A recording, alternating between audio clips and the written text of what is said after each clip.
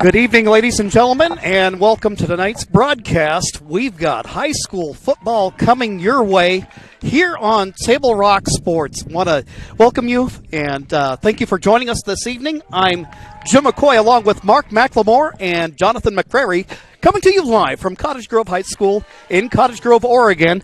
Thank you for joining us today.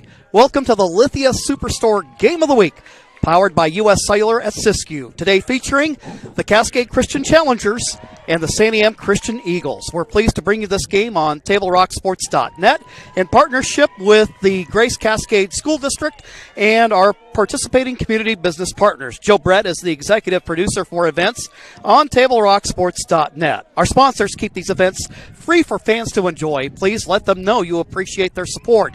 Please support Table Rock Sports by subscribing to our YouTube channel. Go to YouTube, search Table Rock Sports, and click on the red subscribe button. Well, now we've got the housekeeping out of the way, and for all intents and purposes, it may not be officially in the eyes of the OSAA a state championship, but Mark, it has the feel of that kind of game as two undefeated teams square off. Well, and it's from a place that we've been before during the championship season. During the normal OSAA championship games have been played here. And so that's the other reason it kind of feels like it, because we've been here before playing state championship games. So it's really good to be back. It's really good to see the teams have an opportunity to play this extra week that, due to the situation around the state and everywhere in the country not being able to play a full season, they at least get to square off here. A couple of teams that usually square off as a more friendly rivalry earlier in the season get to square off here as undefeated foes in a neutral site. Well, and you talk about the Challengers and the Eagles looking at their schedules. One of the byproducts of a shortened season such as this, it's really hard to gather much of a mosaic to put together to really figure out. It's like, okay, what are we dealing with here in terms of our teams? Although it's safe to say, with the Eagles, that you got to look at Marcus Fulbright and see what he's going to do, and he's got all those big hosses up front blocking for him. With the Cascade Christian Challengers, you got Sammy Martin back there tossing the ball around the yard with weapons to go to, like Matt McFeeters and Christian Frelick, Austin Waits, and it's going to be kind of almost looks like a power versus speed game. Yeah, it does a little bit, and I think that's some of what we're going to see tonight is the Challengers defense, which has struggled a bit against the run game in the games that we've seen them play so far against the strength of the Santiam Christian offense, which is the run game. So the Challengers going to stay in this one. They're going to have to stop the run and figure out how to make Santiam Christian throw. And by the same token, the Eagles are going to have to get some pressure on Sam Martin of the Challengers and see if they can stop the Challengers from throwing the ball around the football field. Tonight's pregame look is brought to you by Bill's Glass. Bill's Glass is the clear choice in Southern Oregon for almost 50 years. Locally owned, family run. Bill's Glass in Ashland, Medford, and Grants Pass. When you hear that crash, think Bill's Glass. As you look online with us this evening, the Santiam Christian Eagles, and they're the designated visitors tonight, by the way.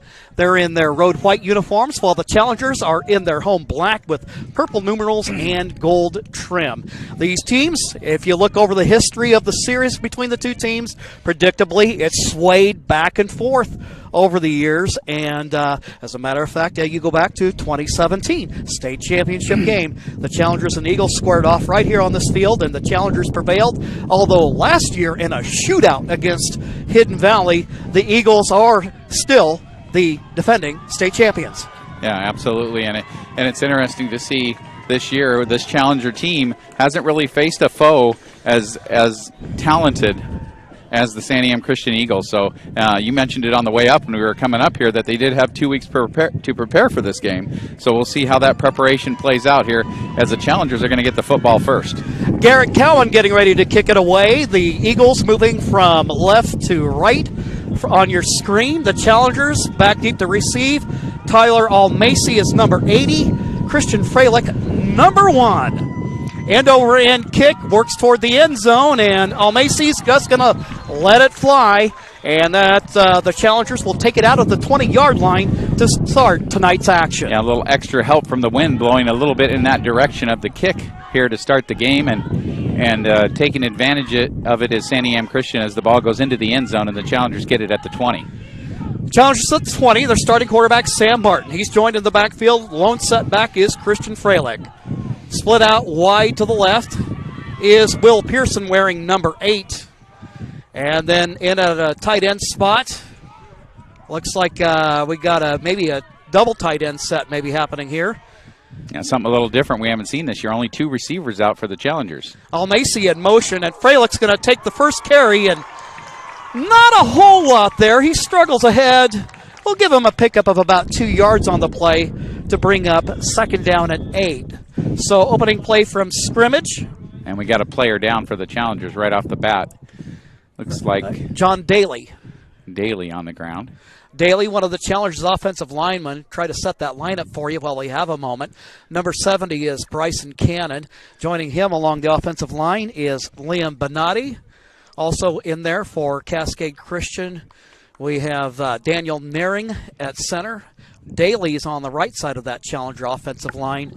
And what we'll do right now while he's being tended to, we'll go ahead and take a quick timeout, and then we'll be back with more football action on Table Rock Sports.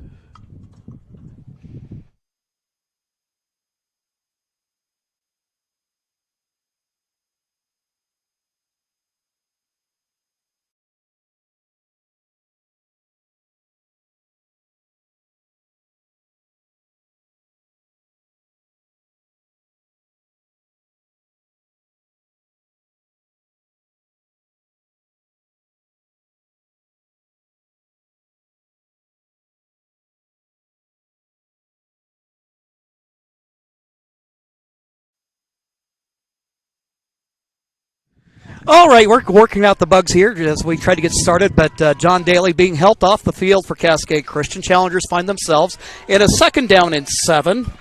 The opening series of tonight's ball game, wrapping up, culminating week, kind of a bowl series type of setup for the schedule, and we'll talk about some of the other games going on tonight as we have the opportunity. Martin in the backfield along with Freilich. He's got twin receivers to each side of the offensive line. Scans the field. Claps his hands together. He's looking left. Now he's going to roll out to his right. Has an opening downfield, and the pass. I think it's incomplete. Incomplete, intended for Tyler Almacy. And Almacy really looked like he should have caught that ball, as it looked like Martin threw that right to him, and he couldn't hang on to it. So that'll bring up a third down and 7 with the incompletion. So we got Pearson in there along with Austin Waits, number 88's the tight end. They're going to go ahead and go with a little bunch formation now. Waits and Almacy go in motion as Pearson splits out wide to the left. Martin, a little pitch play to Freilich. Freilich going to go ahead and test out the right side. And they fumbled the football out of bounds. Looked like, so it's going to be fourth down. He picked up about 3 or 4 yards, and I think they're going to have to punt the football here. That's going to leave them a few yards short here. They're going to end up spotting the ball at the 27-yard line. So he picked up about 4 yards on the play, but given the spot on the field, one would expect that this will clearly be a punting situation. Interestingly enough, Mark, there is nobody back deep for Santiam Christian. Yeah, they never believed the Challengers are going to punt after a few years ago when they just would never punt. You know what I mean? Think about it. How many times have they punted this year?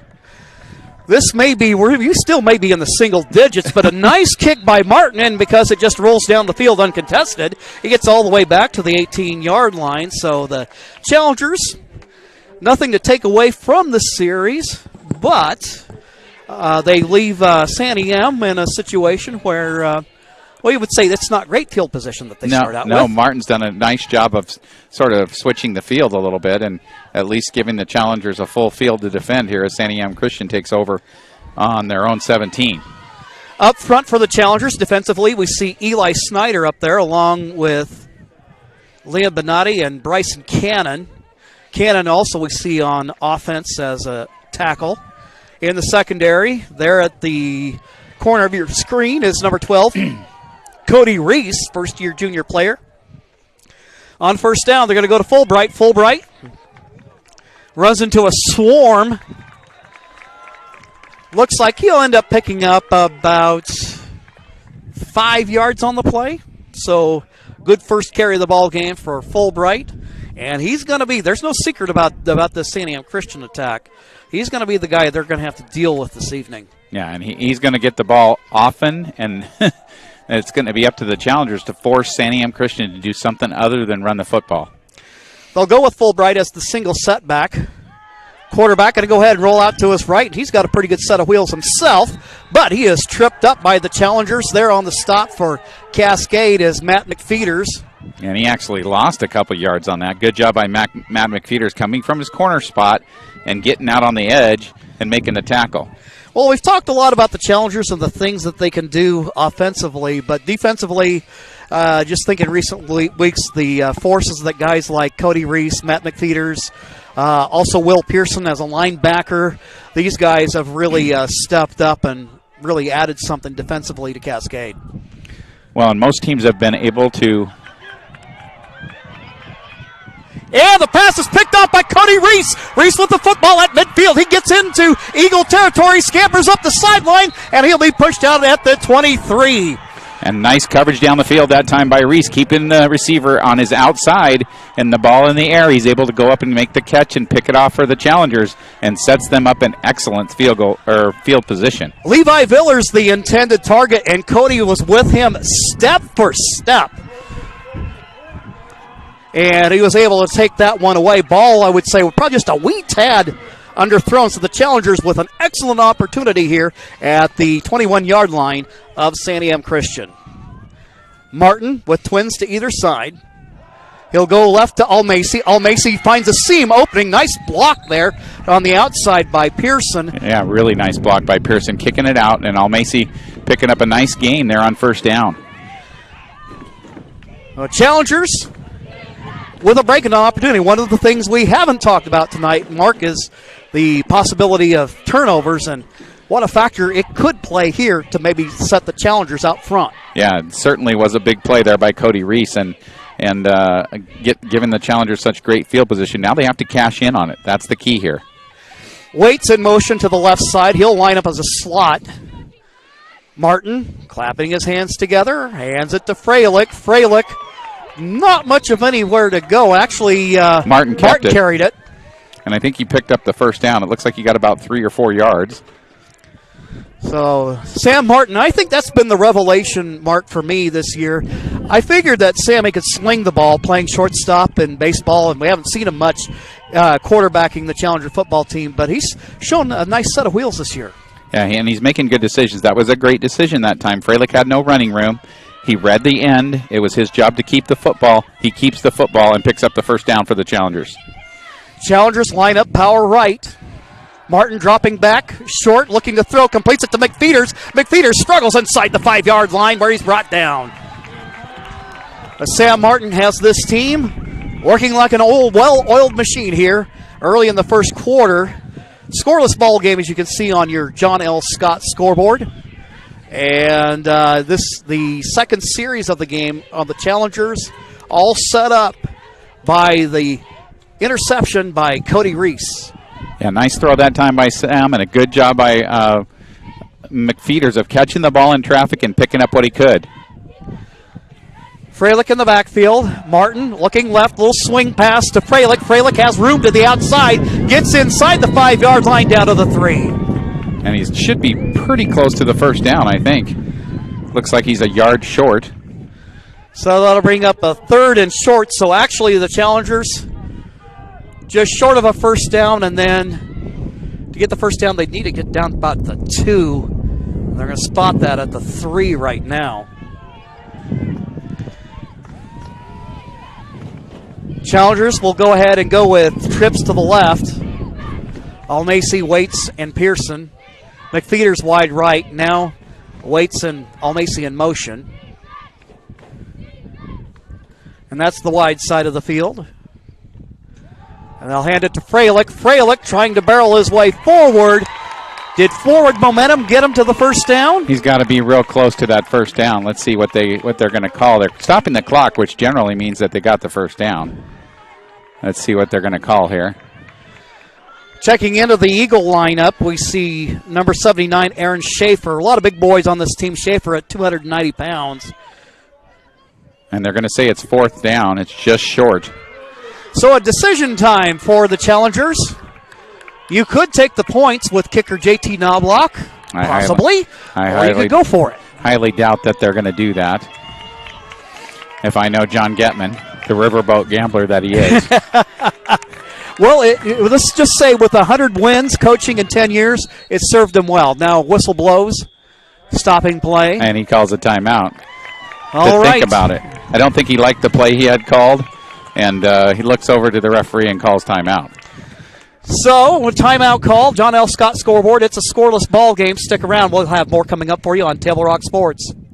Chrysler Jeep Dodge of Medford. We've stocked up with over 200 new vehicles from Chrysler, Jeep Dodge, and of course, Ram trucks. Choose from one of our largest inventories ever of new Jeep Cherokee 4x4s. Test drive a new Ram 1500 and see why Ram is Motor Trend's back-to-back-to-back three-peat truck of the year. And remember, we've added the convenience of test drives from your home and an online process to purchase and deliver your new vehicle. You'll find the new vehicle you want at the low price you deserve. Only at the Lithia Chrysler Jeep Dodge of Medford Superstore. Dear Dad, I was afraid to say this to your face, but I heard you yelling again from the stands during my game. You were shouting at the coach, the refs, even the other parents. It embarrasses me when you yell at everyone. It really stresses me out. I love sports. I love my team. I just want to play, but not if you always lose your temper. Love, Katie. Know your role. Learn more at southernoregonsports.com. 4th and goal for Cascade Christian. Big momentum play in the game right here. Challengers need to get this first down. 4th and half a yard. Ball at the 3-yard line. Martin rolling out to his right, looking to the end zone. Freilich! He can't cash it in. Just as Christian Freilich looked to try to make the catch, contact from Santiam Christian, and the Eagles on this series weather the storm. Yeah, and that's a big momentum play for Santiam Christian right there, as the Challengers knocking on the door, can't get the ball in the end zone. Kind of went through Freilich's hands. Looks like he had an opportunity to catch it, but I'll tell you what, he was probably looking right into that sun. Yeah, right now, as things set right now, the sun's starting to set in the west. Lots of shadows on the field, a lot of crazy stuff out there. So now Challengers defensively have the Eagles deep in their own territory. Quarterback is Eli Kennel. On first down, the Challengers stand him up. Give him a couple of yards. It looks like he got out to about the 4, and then he gets stood up. So Fulbright with a yard on the carry. 7:03 to go on the first. And as you can see on the John L. Scott scoreboard, it's a scoreless ball game. Challengers had an opportunity there but couldn't cash in. This is the second series of the game for the Eagles. Fulbright gets out to the outside. He gets out across the 15-yard line, down to the 18, where he picks up first down yardage and more for Santiam Christian. And that's what you got to worry about with him. He gets loose. He picks up 14 and a first down, and that's what the Challengers are concerned about in this ball game. Right there, a little toss play. It looks like nothing major is going to happen, and he finds a way to get 14 yards out of it. And you've got to close down all those cutback lanes and all those angles against him. He's a very good back. So a fresh set of downs for Santiam Christian, who come out with Hudson Carter wide to the right. On first down, they'll go to the ground game. And the Challengers say, "Nah, I don't think so." Yeah, but an "I don't think so" still ends up being 4 yards, so that's the problem right there. And good blocking, good push by that front four for Santiam Christian, and he really gets 3 or 4 yards down the field before he gets touched. Linebacking core for the Challengers. You can see number 27, that's Elijah Neff. Also there's Austin Waits, number 88. And then now Will Pearson will go ahead and move to the right side. Do a little change of pace here with Logan Beam. See Beam at 5'7", 165 pounds. Fulbright, 6'1", 185. And never did 20 pounds look so much bigger. Yeah, well, and also the thing about Beam, though, is he can hide behind some of those linemen and just find those whole little cracks in the Challenger defense. Shades of Jaquiz Rogers. Yes, he's definitely the smaller of the two backs. 3rd down and 4. 5:15 to go in the first. Kendall, the quarterback, looking right, passes. It's complete, but there with a monster hit and short of the first down. Good work there by the Challengers defensively by Cody Reese and Matt McFeeters. Yeah, Matt McFeeters came up quickly and made the initial hit, and Cody Reese came up to support and held the Christian Eagles short of the first down. So the ball spotted at the 25-yard line, a 4th down and 3.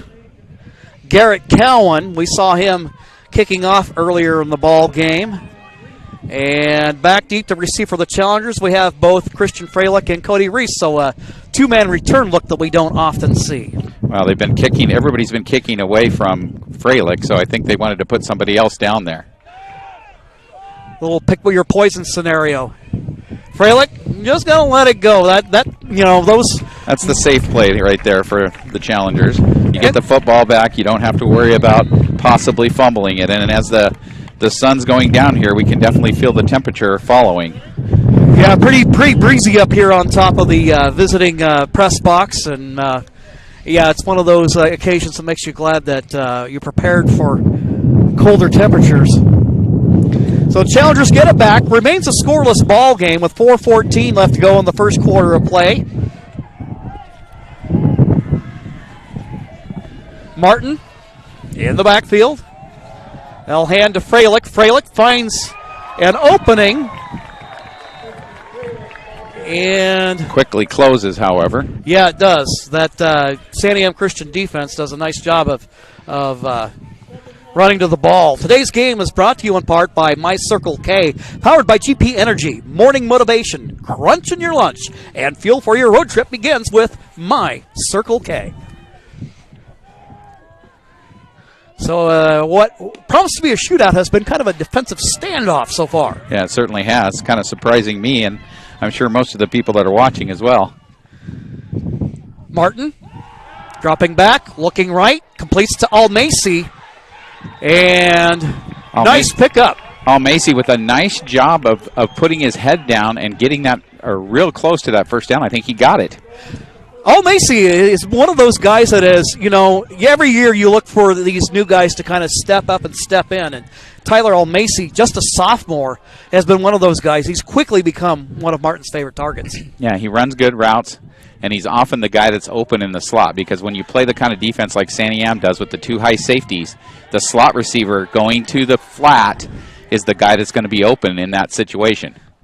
Martin with a nice read and throws it to him in the flat. 1st and 10 at the Challenger's own 37. Martin surveying the field, has twin receivers, left and right. Martin dropping back, looking to throw, completes the pass to McFeeters. McFeeters pick up, looks like he'll get it up to about the 43. Well, and this is what I thought they could do against Santiam, is get the ball outside where they can take advantage of the speed of those Challenger receivers. And they've done a good job now starting to get the ball out in the flat, doing the jack screen right there. And the Challengers doing a good job of moving the football here. 2nd down and 5 with 3 minutes to go on the first quarter of play, which has been a fast-moving quarter. Martin with Freilich behind him. Looks left, pass complete to Pearson. Pearson cuts out to his left. He has first down yardage or more. Scampers down the sideline into Eagle territory down to the 40-yard line. Yeah, gets about 13 yards on the play, and a nice little jack screen. Some great blocking by those receivers down the field, and Pearson picks up the first down. Well, that's the funny thing, you talk in football sometimes at the pro level, how maybe receivers take plays off and don't block. You don't do that in the Challenger offense. No, you don't play if you do that in the Challenger offense, is the way that works. I remember my son playing wide receiver, and that was the first thing they taught you to do, and if you didn't do that, you weren't on the field. Makes sense. 1st down and 10. Down at the Eagle 45. Martin throwing out in the right flat to McFeeters. McFeeters Going to try to bull his way and pick up, looks like he'll pick up about 3 yards on the play. So Eagles, you can see, they do a good job of flying to the ball. Yeah, they certainly do, but still a nice gain on first down for the Challengers. They get about 4. So that'll bring up a 2nd down and 6. A pleasant evening, if a little bit, we have a little chilly up here. Yeah, starting to cool off, the wind blowing a bit. But I don't think it certainly doesn't look like it's affecting the play down on the field any at all. Certainly different from the downpour we had in week 1. 2nd down and 6. Martin looking left, downfield for Waits. Nice catch by Austin Waits. A lot of people have been talking about McCaddish, the big 6'8" tight end for the Eagles, but the Challengers got one of those in Austin Waits. Yeah, Austin with a nice catch, picks up about 13 yards and another Challenger first down, and Sam with a throw right on target that time. They fake the bubble screen, look for Waits as he fakes a block down the field and then just turns over the middle. Nice little play, good pitch and catch for the first down. Ball down to the 28-yard line with 1:58 left to go in the first quarter of play. Scoreless ball game. Martin with trips to his right. Goes to Freilich. Freilich goes out and powers upfield, keeps his feet, gets the ball down to the 15. Yeah, nice run that time by Freilich. First time he's really gotten loose tonight, and he picks up about 13 yards and a Challenger first down.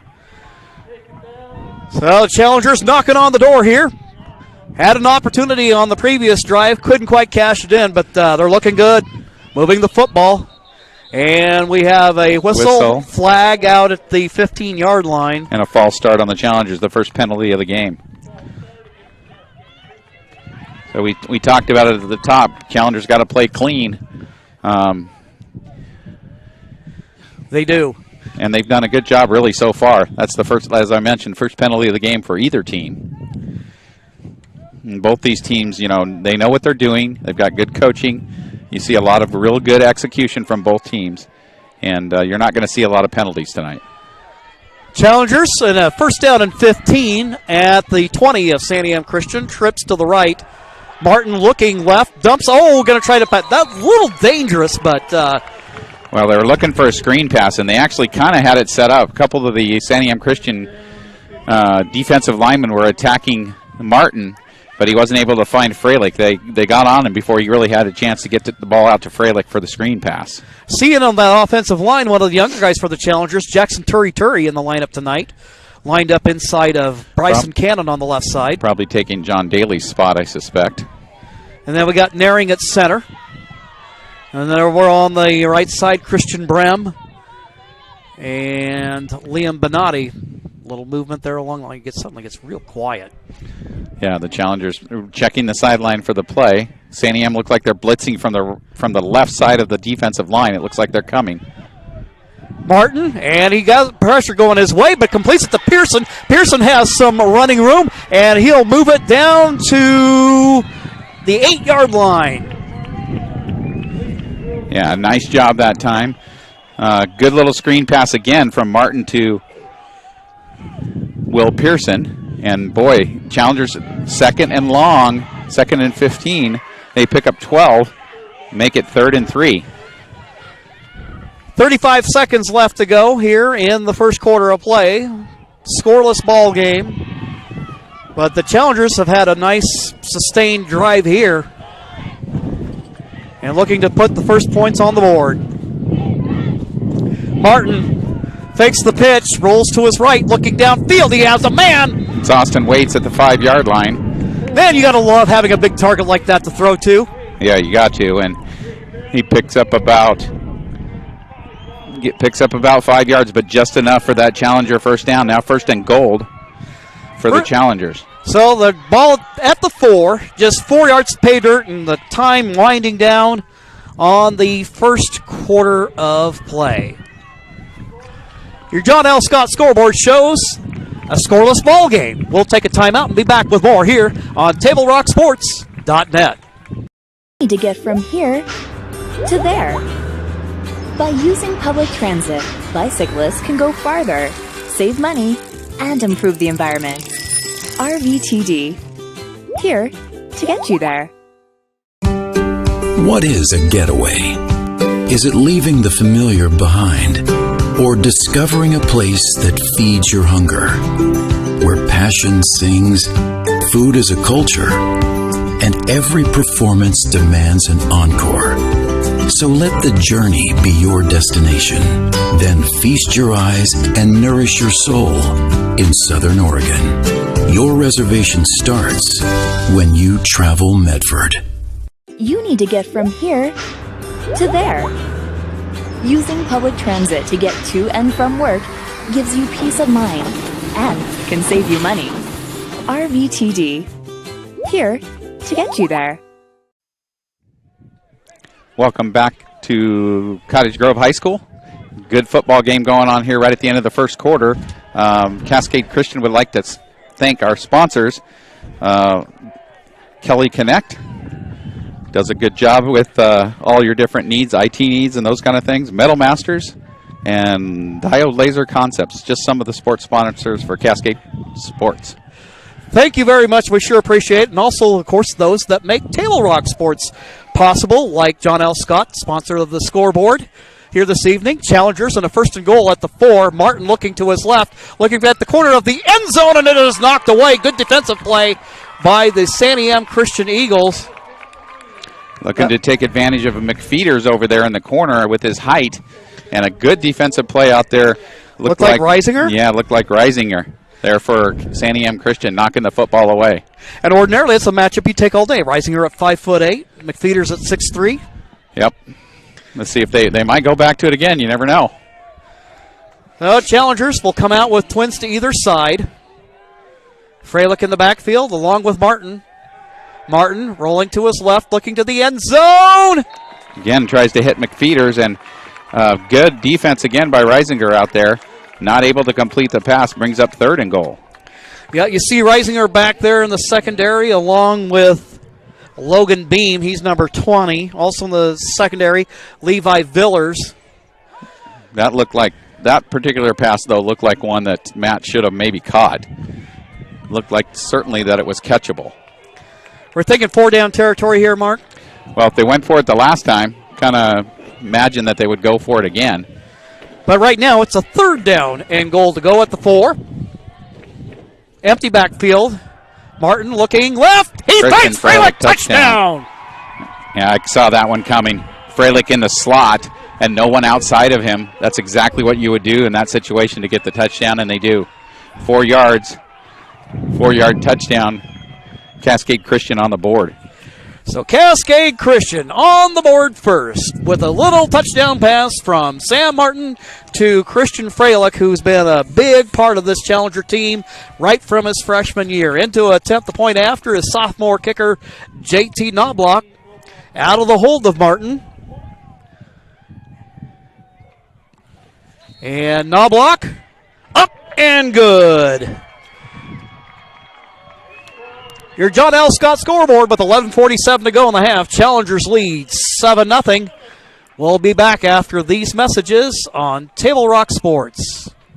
Chrysler Jeep Dodge of Medford. We've stocked up with over 200 new vehicles from Chrysler, Jeep Dodge, and of course, Ram Trucks. Choose from one of our largest inventories ever of new Jeep Cherokee 4x4s. Test drive a new Ram 1500 and see why Ram is Motor Trend's back-to-back-to-back three-peat truck of the year. And remember, we've added the convenience of test drives from your home and an online process to purchase and deliver your new vehicle. You'll find the new vehicle you want at the low price you deserve. Only at the Lithia Chrysler Jeep Dodge of Medford Superstore. Dear Dad, I was afraid to say this to your face, but I heard you yelling again from the stands during my game. You were shouting at the coach, the refs, even the other parents. It embarrasses me when you yell at everyone. It really stresses me out. I love sports. I love my team. I just want to play, but not if you always lose your temper. Love, Katie. Know your role. Learn more at southernoregonsports.com. Welcome back to Don King Field in Cottage Grove. Returned by Santiam Christian. That's Fulbright. And he delivers as advertised with a nice return for Santiam Christian. He gives them good field position up at the 35-yard line. Challengers lead in this one now, 7-0 on your John L. Scott scoreboard. Yeah, one of the real keys to that Challenger lead has been possession. They've taken care of the ball. They ran 19 plays in that first quarter to just 7 for Santiam Christian. So your best defense becomes your offense. Anytime you can keep the ball away from the other team, they can't score. It's kind of funny how that works. Fulbright in the backfield. He's going to be a handful all night long. Eli Kennel at quarterback.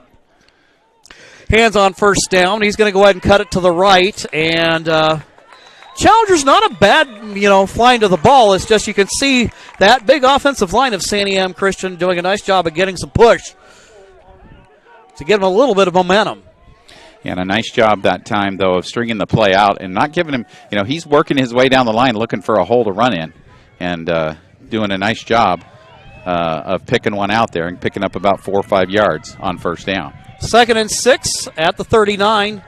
Going out to the right is the quarterback, Kennel, and Freilich looked like he had him for a second. Well, he did knock him out of bounds. But it looked like he did about 5 yards of running to pick up about 2 or 3. So good pursuit by Freilich and the Challengers. Offensive line for you. Like I said, they got some big boys in there. Aaron Schaefer at 290. Caleb Van Volkenberg at 200 pounds. Go ahead and hand the ball to Fulbright. Fulbright should have enough for a first down as he works his way up to the 45. Boy, he's just there. Ryan Kutch also in there on the offensive line for Santiam Christian at 210 pounds. And then also we have Connor Boschart at 195. And I think right now Santiam's going to stick with the running game and see if they can wear the Challengers down a little bit. So they'll hand the ball to Fulbright. And he'll lunge his way forward to about just outside the 49-yard line. Looks like that's beam this time for Santiam Christian.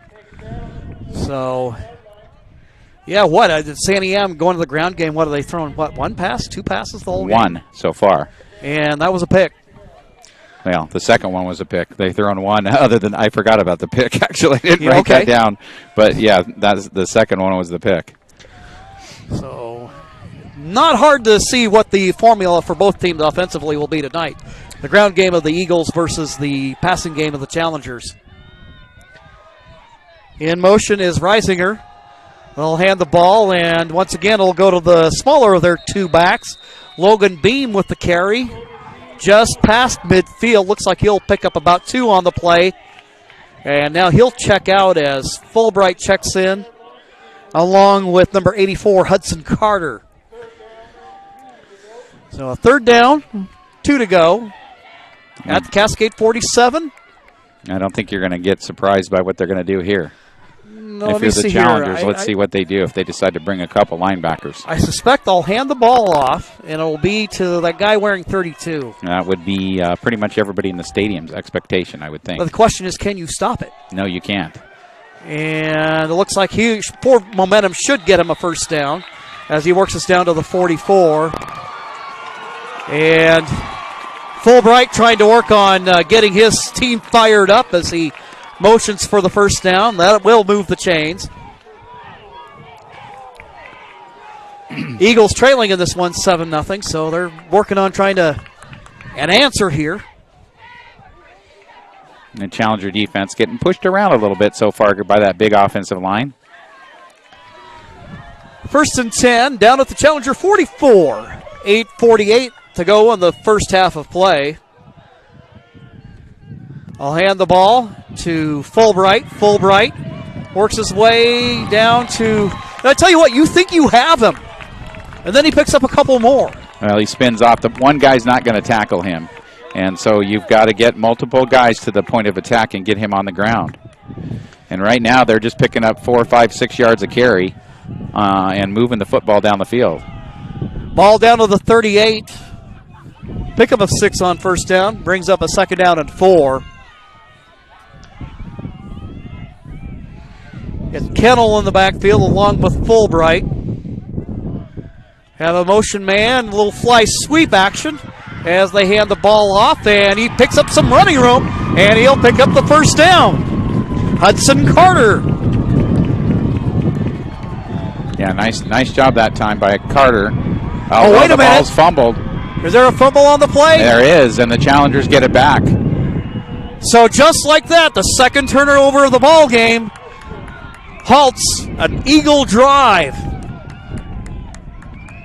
Oh, I didn't even see that, but you can see the Challengers jumping around over there. You knew something was going on, and it looks like the Challengers got the football back just as Santiam was knocking on the door. So the Challengers get it back. And the ball at the 23-yard line, 24-yard line of Cascade Christian. As they lead in the ball game, 7-0. The good news for Cascade is they've had little trouble moving the football against Santiam's defense. Martin at quarterback, looking left, looking downfield, completes the pass to Pearson. And Pearson will make the catch right about the 32-yard line. And they're going to go ahead and spot that at the 33. So a nice little pickup of 9 on the play. Challengers looking to the sidelines. Hey, fans can help keep Table Rock Sports in the game by subscribing to our YouTube channel. Search Table Rock Sports at youtube.com. Click on the red subscribe button to help us continue to cover the action. Martin dropping back, looking to throw, looking long. He's got a man downfield. And Will Pearson. Pearson couldn't haul it in. Yeah, and a good job by defensively down there. And they're trying to take advantage of him, but he's done a good job so far as Reisinger. He's right with Pearson that time, step for step. So now that'll bring up a 3rd down and 1. You know, that's not, even though they didn't get the result, I don't think it's a bad play call on 2nd down. Because, as you know, you're in a 3rd and short. Got to be feeling pretty good about the ability to pick that up. Yeah, and the reason you do that is you don't want those DBs creeping up on your receivers. Absolutely. 3rd down and 1. 7:09 to go in the half. Martin clapping his hands together. He'll go ahead and hand the ball to Freilich. And what was that? He kept it. Okay. And I don't know if he got it. He's really close. Yeah, it looked like a close play. It looks like he's short. Yeah, let's see where they spot this.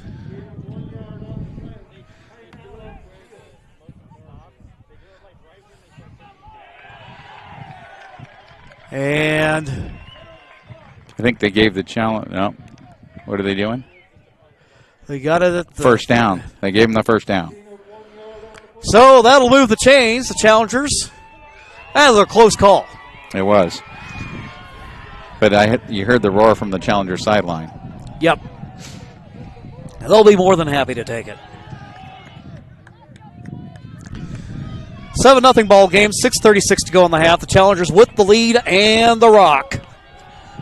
Split out wide to the right is Matt McFeeters. He's got a pair of receivers on his left. Moving over to the left side is Al Macy. Martin pumps, looks downfield, has an open man, and he can't get there. Oh, Al Macy wide open, and Sam overthrows him by a couple of yards. You got to make sure that you drop that in there, and you can't overthrow that. He's so wide open. There's one the Challengers are going to want to have back, as that was a touchdown. Well, that's how he had everybody beat. Yeah, well, they faked the jack screen, sucked everybody in, and then threw over the top. And oh man, got to drop that one in there. So that'll bring up a 2nd down and 10. And again, I like the idea on those early downs, going ahead and taking some of those shots downfield. Well, the reason they're doing it is you can see Santiam Christian's gone to 1 safety. Remember, they were playing 2 safeties before, now they're playing 1. So that's a change on their part, and the Challengers are going to continue to try to work the edge. Freilich with the football. We have a flag on the play. He'll get out across the 40-yard line up to the 42, but it's in a place where, Mark, I would frankly expect a holding call. Yeah, so would I. Right in the Challenger offensive line area. So, and it is going to be a hold against Cascade Christian. So that'll move him back 5 yards. Actually, 10. 10. Second penalty of the game against the Challengers. And did I ever tell you I wasn't really great at math? Well, you know, some people have it and some people don't. That's the way math works, right? Yeah, exactly. Second down and 20 now for Cascade. And you can see now, if you look on the field there, you can see where Santiam Christian has gone back to the two safeties. In long yardage situations, they'll do that. They'll let the challengers have those underneath throws, and then what we were seeing them doing is pressing up with the one safety in other situations. Second and 20. Two receivers to the right. Martin rolling right, getting some pressure, eludes a would-be tackler, gets it downfield. Does he complete the pass? Yes, caught. He does. Nice catch there. Matt McFeeters. You know, my question was going into this year, we knew how much everybody loved throwing to Christian Freilich, and would it be how much of a role could and would guys like Pearson and McFeeters play? And the answer has been a big one. Well, they've had to, because people are going to try to take Christian away. I mean, he is the most dangerous man on the field, if you know what I mean, for the challengers. So you're going to have he's going to draw a lot of attention. Challengers go empty backfield, 5 receivers set. Looking downfield is Martin. Martin looking downfield for McFeeters. And that was just one of those plays that just wasn't going to happen. Now, good coverage by the defensive back that time for Santiam Christian. I think that was Ness. No, excuse me. Villers on the coverage.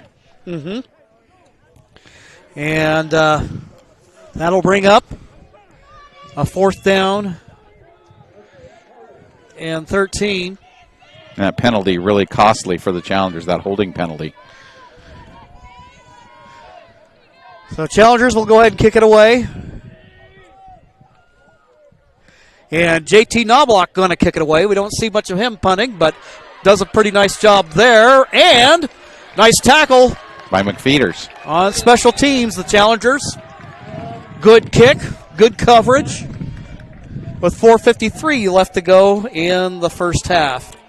Please thank our great sponsors who make this great high school athletic action available for you, including our title sponsor, Lithia Superstore Jeep Dodge Chrysler. Visit lithiasuperstore.com to find your next ride. So the Challengers defense here, they got the turnover the last time, but Santiam Christian moved the ball well on the ground. Need to step up here and stop that run game. 1st and 10 at their 39, running with the football, and nice little takeoff and run by Eli Kennel. Shows us some nice speed from his QB position. And he made the right read that time on the handoff on the mesh point. Saw the back getting taken by the end, cut the ball up the field, nice gain. Kennel will hand it off to Fulbright. Fulbright not really going to get much of anywhere if they can bring him down.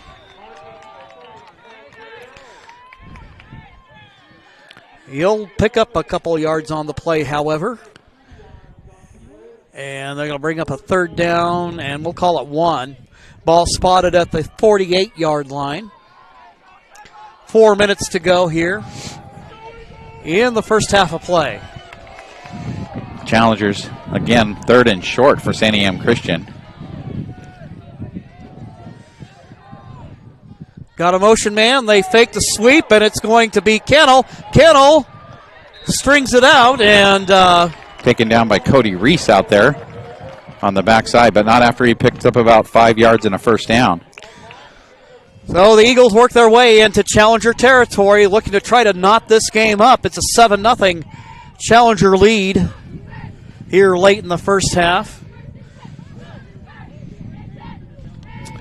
Yeah, it's been quite a football game so far. We thought it would be more of a shootout. It's been a defensive battle so far here in the first half. 1st and 10 at the 46 Cascade. I'll hand the ball to Fulbright. Fulbright has some running room, and a testament that it takes more than just one. Tying him up was Austin Waits. And there was McFeeters and also Eli Snyder there on the play to help finish him off. But not before he picks up 4 yards on the play.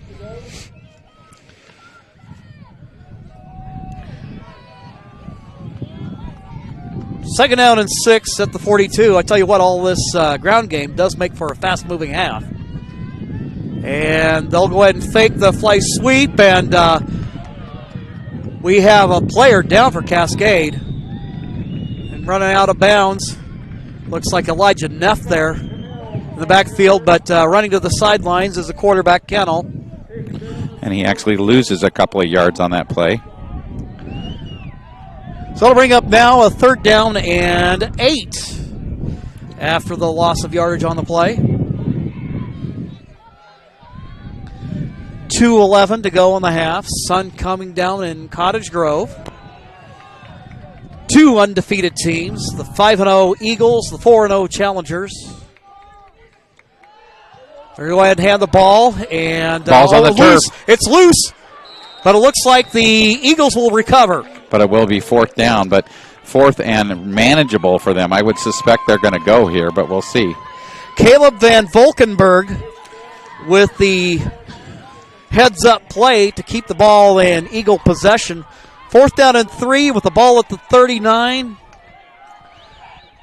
At the high school level, certainly you give no thought to anything other than going for it if you got the offense, and they most certainly do. So the Challengers have turned it over on downs. Let's see if they can stop the Eagles. And it'll be... And he gets the 1st down, it looks like, by a yard. Yep. Just does get it, getting the ball down to the 35-yard line. With the 1st down, that'll stop the clock with 1:14 to go in the half. Timeout. Timeout called. 7-0 ball game. We'll be right back after this timeout on Table Rock Sports.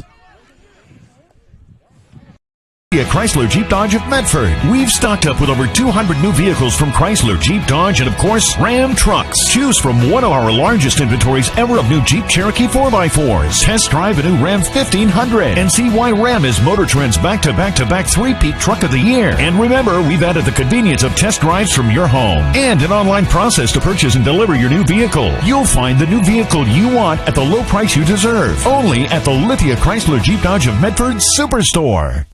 Dear Dad, I was afraid to say this to your face, but I heard you yelling again from the stands during my game. You were shouting at the coach, the refs, even the other parents. It embarrasses me when you yell at everyone. It really stresses me out. I love sports. I love my team. I just want to play, but not if you always lose your temper. Love, Katie. Know your role. Learn more at southernoregonsports.com.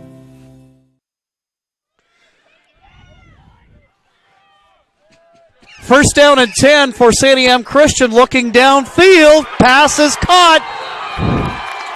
It is Joe McCaddish, the 6'8", 260-pound tight end. And the Eagles are knocking on the door. Yeah, they are all the way down, it looks like, to the 9-yard line. So 26-yard completion. Plenty of time left to work with 1:07 left to go in the half. Kennel will hand it off to Fulbright. And he is met by a host of challengers, among them Austin Waits. He'll pick up one on the play, so it'll be 2nd down and goal at the 7. Kennel hands it to Fulbright. Fulbright has a little bit of room, but the challengers close the hole, but not before. Forward momentum should take him down to about the 3-yard line. And timeout, Santiam Christian. Timeout call. We'll take one as well. We'll be back in 1 minute.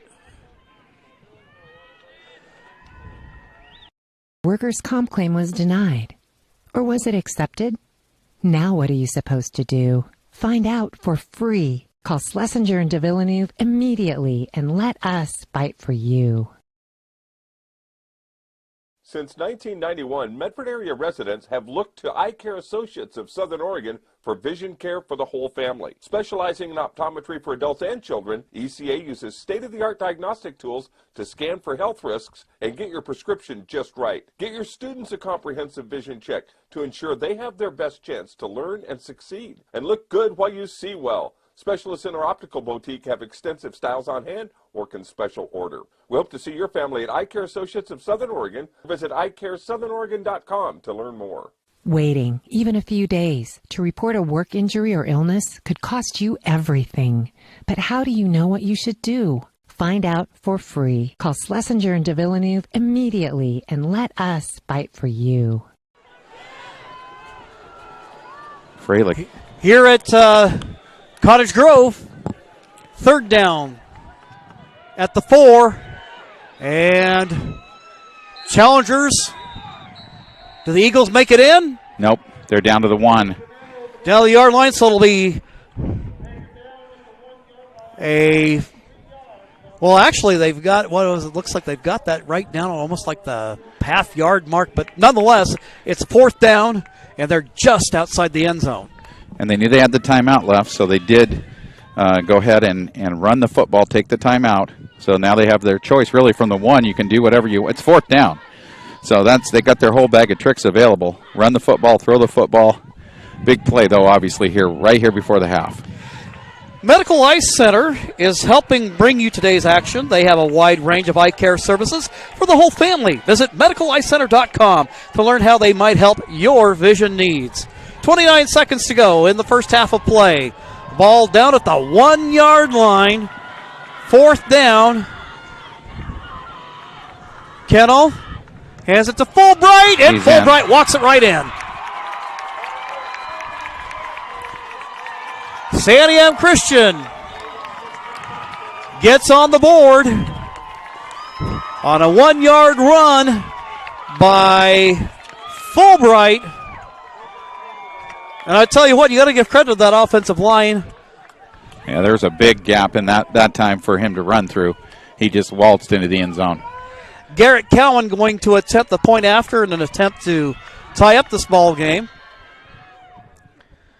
Cowan, the kick is up, and it is good. John L. Scott scoreboard shows a tie ball game, and we'll be back in 60 seconds here on Table Rock Sports.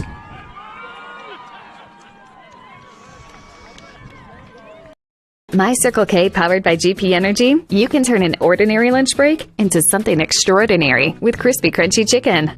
Grab and go their delicious chicken, chicken tenders, famous biscuits, and tasty sides. MyCircleK.com. US Cellular believes everyone deserves 5G. That's why we've included 5G on all plans, no extra charge, whether you're working or playing.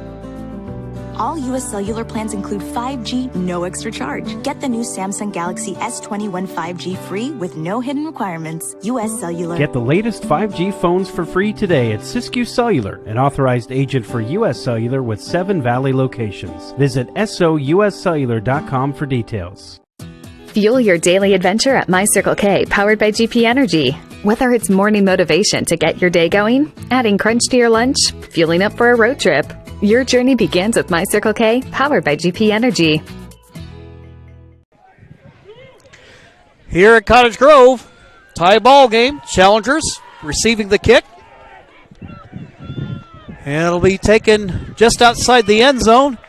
Quick explosion up the field by Cascade. And I believe that was Tyler Almacy with the return. And the Challengers with 21 seconds left. And, this might be one of those situations where you go, okay, did we take the conservative approach here and take a knee and call it a half? Or do we go ahead and air it out and see what happens? Well, you might see a screen to Christian Freilich. That's what I would predict if it was me calling plays. Martin in the backfield. Well, we'll see if Challenger Brain Trust is thinking the same thing. Instead, they'll go ahead and go out in the flat to Will Pearson. Pearson gets it out to the 32. And looks like the ball should be down to about, looks like they picked up about 8 on the play. Maybe 9 yards. And a timeout call to the field. We'll keep it right here with 12 seconds left to go in the half. And not only we owe a debt of gratitude to those who support Table Rock Sports, but also for Challenger Athletics. George Fox University is proud to sponsor this year's Challenger Athletics programs. George Fox is ranked as a national university by U.S. News and World Report and annually rated among the nation's top Christian colleges by Forbes. They are proud to serve as a sponsor of Challenger Athletics for the 2021-22 season. Go Challengers! The Challengers with the pickup on the play, the reception by Pierce, and the ball now down at about the 34-yard line.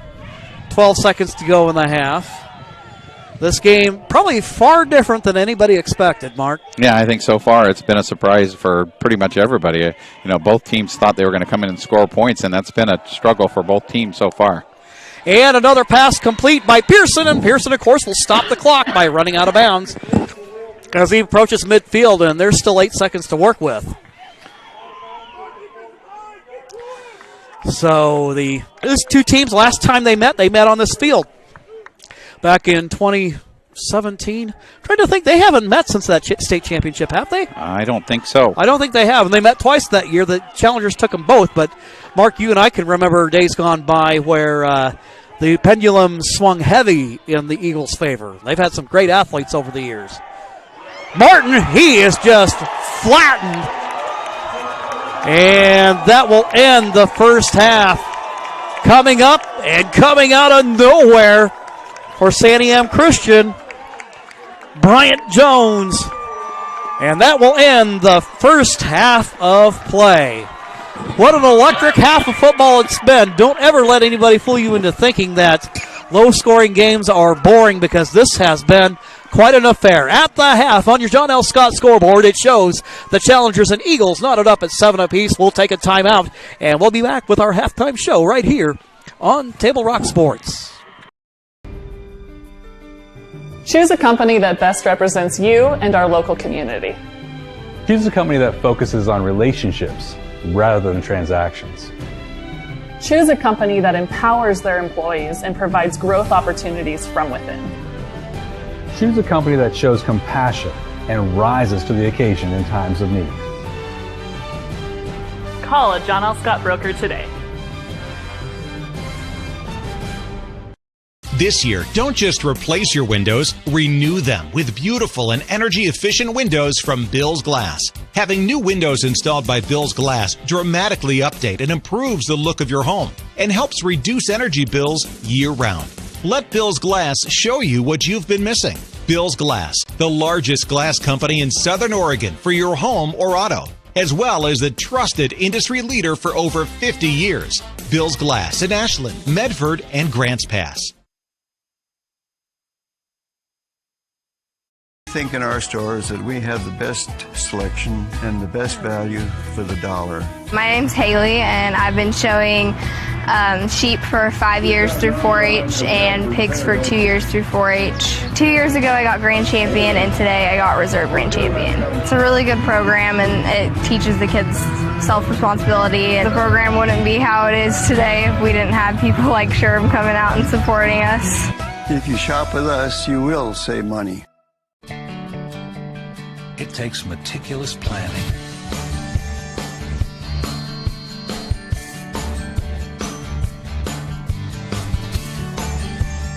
continuous monitoring, and forward thinking to deliver the perfect 3-egg omelet.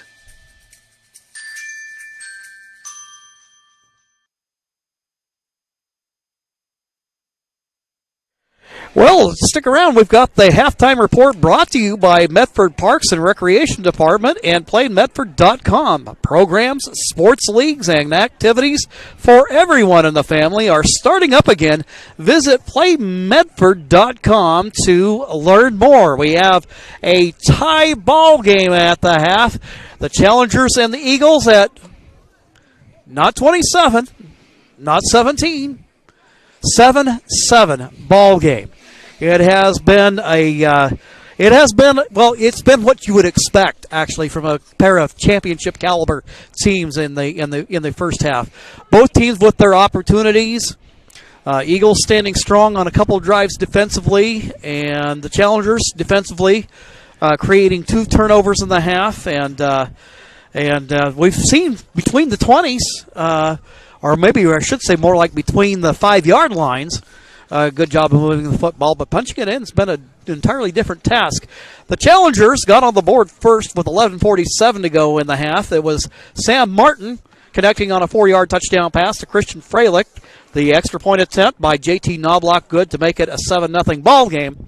Then with just 6 seconds left to go in the half, it was Marcus Fulbright on a 1-yard touchdown run, point after attempt good by Garrett Cowan to tie the ball game up at 7 apiece, and that is all your scoring from the first half. We'll go ahead and pause and recognize some of our sponsors, and then when we return, we'll have more of your PlayMedford.com halftime report coming up here on Table Rock Sports. To get from here to there. By using public transit, bicyclists can go farther, save money, and improve the environment. RVTD, here to get you there. What is a getaway? Is it leaving the familiar behind, or discovering a place that feeds your hunger, where passion sings, food is a culture, and every performance demands an encore? So let the journey be your destination. Then feast your eyes and nourish your soul in Southern Oregon. Your reservation starts when you travel Medford. You need to get from here to there. Using public transit to get to and from work gives you peace of mind and can save you money. RVTD, here to get you there.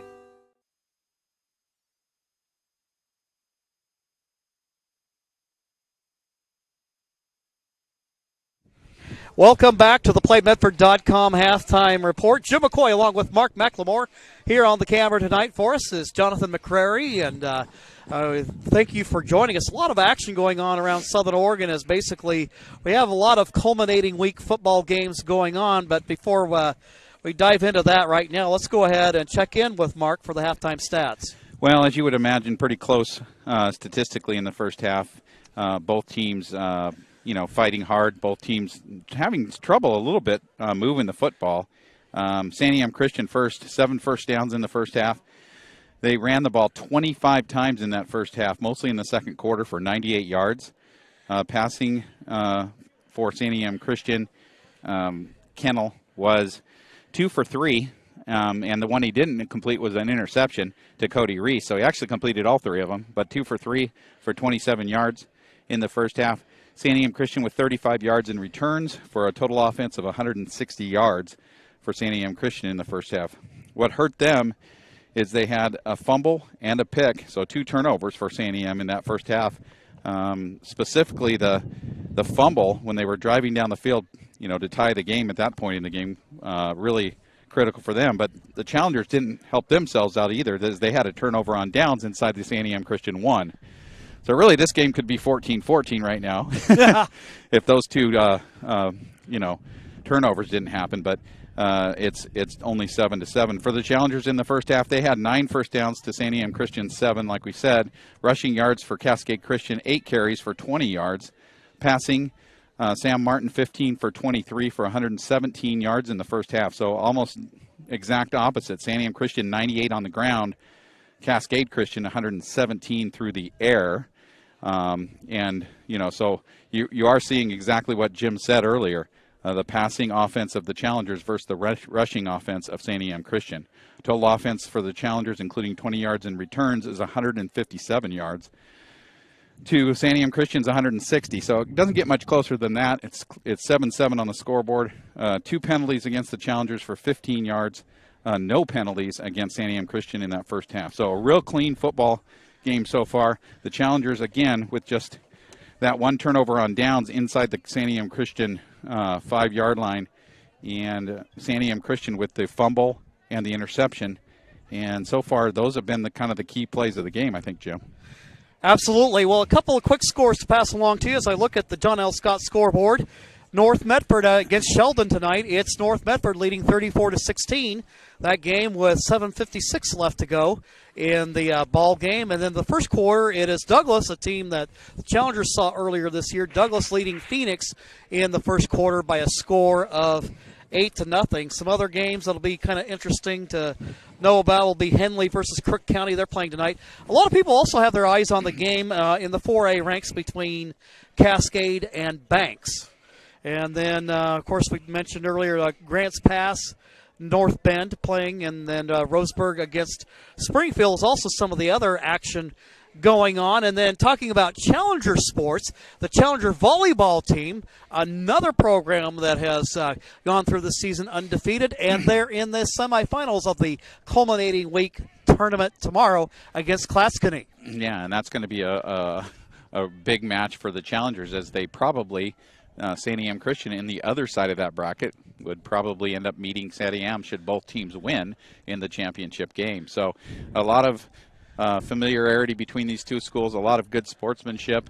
You see the moms on each side praying for the kids before the game. Love to see those kinds of things. And so far, a really clean game. Both teams competing hard, but seeing a really clean game, and the officials not calling a lot of penalties. Both teams executing well, and it's just been a well-played first half. You betcha. Well, before we go to break, let's also take an opportunity to say thanks to those supporters of Challenger Athletics. Our gold-level sponsors include Wilson Equipment, The Human Bean, Deep Woods Embroidery, and Winters Electric. At the purple level, Reese Electric, Dairy Queen, and Shady Cove Family Dentistry. Then at the platinum level, Evergreen Bank, Mahar Homes, and D.A. Davidson. It's halftime. We'll go ahead and take a quick break as we get ready for the second half of play. Don't you dare go away. We've got a heck of a ball game going on here and plenty more action right here on Table Rock Sports. Chrysler Jeep Dodge of Medford. We've stocked up with over 200 new vehicles from Chrysler, Jeep Dodge, and of course, Ram Trucks. Choose from one of our largest inventories ever of new Jeep Cherokee 4x4s. Test drive a new Ram 1500 and see why Ram is Motor Trend's back-to-back-to-back three-peat truck of the year. And remember, we've added the convenience of test drives from your home and an online process to purchase and deliver your new vehicle. You'll find the new vehicle you want at the low price you deserve. Only at the Lithia Chrysler Jeep Dodge of Medford Superstore. Dear Dad, I was afraid to say this to your face, but I heard you yelling again from the stands during my game. You were shouting at the coach, the refs, even the other parents. It embarrasses me when you yell at everyone. It really stresses me out. I love sports. I love my team. I just want to play, but not if you always lose your temper. Love, Katie. Know your role. Learn more at southernoregonsports.com.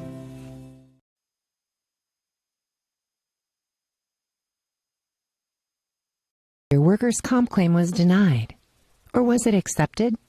Now what are you supposed to do? Find out for free. Call Schlesinger and de Villeneuve immediately and let us fight for you.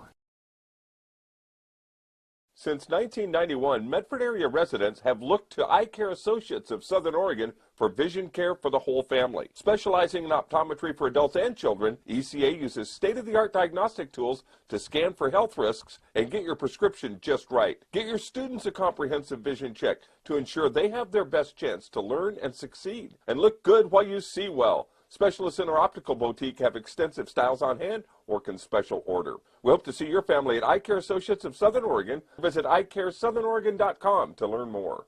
Waiting, even a few days, to report a work injury or illness could cost you everything. But how do you know what you should do? Find out for free. Call Schlesinger and de Villeneuve immediately and let us fight for you.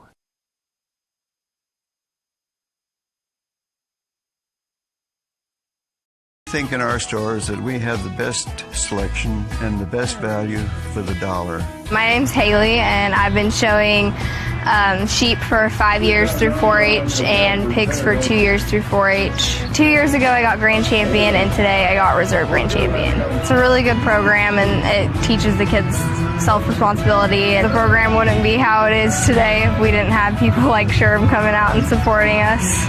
If you shop with us, you will save money. It takes meticulous planning,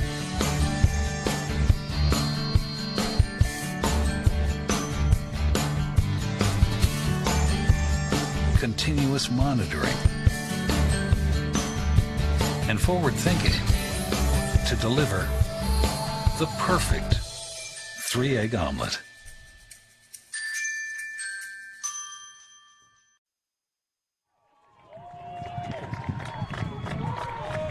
And the SportsMedford.com halftime report is brought to you by Medford Parks and Recreation Department. You and adult sports leagues and tournaments are back on. To get in the game, visit SportsMedford.com where you can learn about leagues and sign up. And I tell you, we're talking about sports being back, Mark. It's just weird to think that here we are playing the final football game of the season. Typically, in a typical year, we would be thinking basketball around the horizon, but coming up on Monday, I know the Cascade Christian golf team has a meet, the Dutch Freeze, coming up at the Dutcher Creek Golf Course. And you've got baseball. Yeah, we have our first baseball game on Wednesday. So the kids coming out of football get 2 days of practice before our first baseball game, and we got to come up to Sutherland and play Sutherland. And then we have the following Saturday a doubleheader at home against Sutherland at U.S. Cellular Park. So it's quite, you go from the way this is set up with the OSA this year, I mean, at least the kids get to play. I mean, yeah. that's the important part. I'm very pleased that they get to play, and I know they are too. But, man, the seasons are back to back to back. Yeah, well, and it's crazy to think that you got guys out here tonight who will, of course, David Martin, head coach of the team, Sam's dad, that you got, you help out with the program along with Paul Shea and the rest of the crew down there, Jason Federico and Danny Shea. Yep. So, yeah, we've been working with the 5 or 6 kids that we have that don't play football. Yeah. And the rest of them are out here. And right. So we will go directly, do not pass go, do not collect $200 right into baseball. So you might figure there might be an extra prayer or two going up for the likes of Sam Martin, Austin Waits, Cody Reese, and some of those young men who will be a part of the baseball program in the spring. So that's right, our softball program, and I'm hearing a lot of people looking at them as probably one of the top contenders in the Oregon 3A. Yeah, softball program's going in the right direction as well. I know they've been working out, getting ready for season as well. So it's going to be, it's going to be fast and furious because, as you mentioned, as soon as baseball's over, we flip right into basketball too. So right, there's another 6 weeks of basketball, and some of those seniors are going to actually be playing basketball games after they graduate, which I don't think that's been done in a while. No. At least. No, that'll definitely basketball make. It almost seems like then you guys should be like playing half court 3-on-3 on a blacktop somewhere. Yeah. Well, thankfully we got a really nice gym facility to play in. Yeah. Speaking of gyms, have you seen the new floor at the elementary campus? I have not seen it yet. Oh, that's nice. That's nice. I've had a chance to check in on that. They've got the floor all laid in now, and now it's just a matter of putting all the wax and finishes on it and all of it. But it's amazing to me how much work that goes into something like that. Oh, it's a lot of work. And then, I know I've been working with Coach a little bit on what he wants on the floor, the markings and such. And so there's there's a lot of work that goes into just that as well. Well, and of course, a big shout-out has to go to all the athletic directors who have, whatever they're getting paid, you can double it, and I don't think it's still enough for all the work that they've put into for their part making this stuff happen. Yeah. And, I mean, one of the things that they've worked on is what we're doing right here is bringing it by video streaming, knowing full well we're used to seeing in a championship-style event like this one, just seeing these grandstands crowded with people. And you know that both of these programs travel very well, but you don't have that this year. So what do? You bring it right into their living rooms through video streaming, and it's been neat to have that partnership with Table Rock to bring you the video as well as the audio. Well, and it is nice that the parents have been able to come to the games. The parents of the kids. That's what you're seeing in the stands for the most part on both sides is the parents coming to watch their kids play football, and I'm it's another blessing I think from the OSAA and all the different entities, the athletic directors and everybody that worked that out so the parents can be here and watch their kids play. And it's important as a parent to be able to do that. And I'm really thankful that the parents get to come and watch. Well, this is a little something unusual, Mark, as we get ready to start the second half. You know that if the challengers have a choice, they will defer the opening kick and then start out the second half of the ball. But the Eagles, who have just come off of scoring to tie up the ball game, they'll get the ball first. Well, and it's going to be a little pressure on that Cascade Christian defense to make a stop here and get the football back to the offense. Fulbright, number 32, is back deep to receive, along with Jackson Reisinger, who has been a big key for the Eagles defensively, matched up against Matt McFeeters in the passing game. JT Knobloch getting ready to kick it away. Knobloch, end-over-end kick, nice and deep, taken at the 2-yard line by Fulbright. Fulbright manages to elude would-be tacklers, and he has some running room as he gets out to midfield. Electric return by Marcus Fulbright. Yeah, and that's why you can't afford to let him get in the open space, and that's a big momentum play right there for Santiam Christian coming out of halftime, is to get that opening return all the way out to the 50. So pressure on the Cascade Christian defense now to make a stop here. So Challenger defense coming out. Up front you have Bryson Cannon along with Liam Benatti and Eli Snyder. Linebackers Christian Brem along with Will Pearson. And on first down, lowering his head and picking up 4 on the play, Marcus Fulbright. Inside linebackers for the Challengers, Austin Waits and Elijah Neff. Secondary, you have Ethan Kleinsasser in the ball game along with Christian Freilich, Cody Reese. We also have Matt McFeeters in there. 2nd and 6. And they pass. And tipped away. Nice job by Christian Freilich of picking up the tight end as they try to throw over the top. Yeah, I tell you what, a nice play set up there. Nice play call by Santiam Christian as they do a little play action there, and they have McCaddish down the field. But as you say, the good coverage ends up undoing any damage that the Eagles might have otherwise done. Now, big opportunity here for the Challengers. If they can keep this 3rd and medium to long, you might be able to get Santiam to punt the football. And on 3rd down, Eli Cannell carrying the football, works it down to about the 42-yard line. It's a 4th down and about 2 to 3 yards to go, and it looks like they're going to go for it here. Well, why wouldn't you? In short yardage situations, the Challengers have been unable to stop them. Fulbright with the football, and he looks like he should have a first down. As he crosses the 40, gets it down to about the 39, just on the outskirts of the 38. That's why that 3rd down was so critical. If you could have stopped him for a yard or two gain on 3rd down and made it 4th and 4, 4th and 5, it's a totally different play call for Santiam Christian. But 4th and 2, they've just been able to get away with running that football right up the middle. Cannell at quarterback. He'll throw the pass out, and connecting over on the far sideline, making the catch is Jackson Reisinger. And he'll end up picking up an Eagle first down. And just a little screen pass and some good blocking down the field, and he picks up about 15, 16 yards and a first down.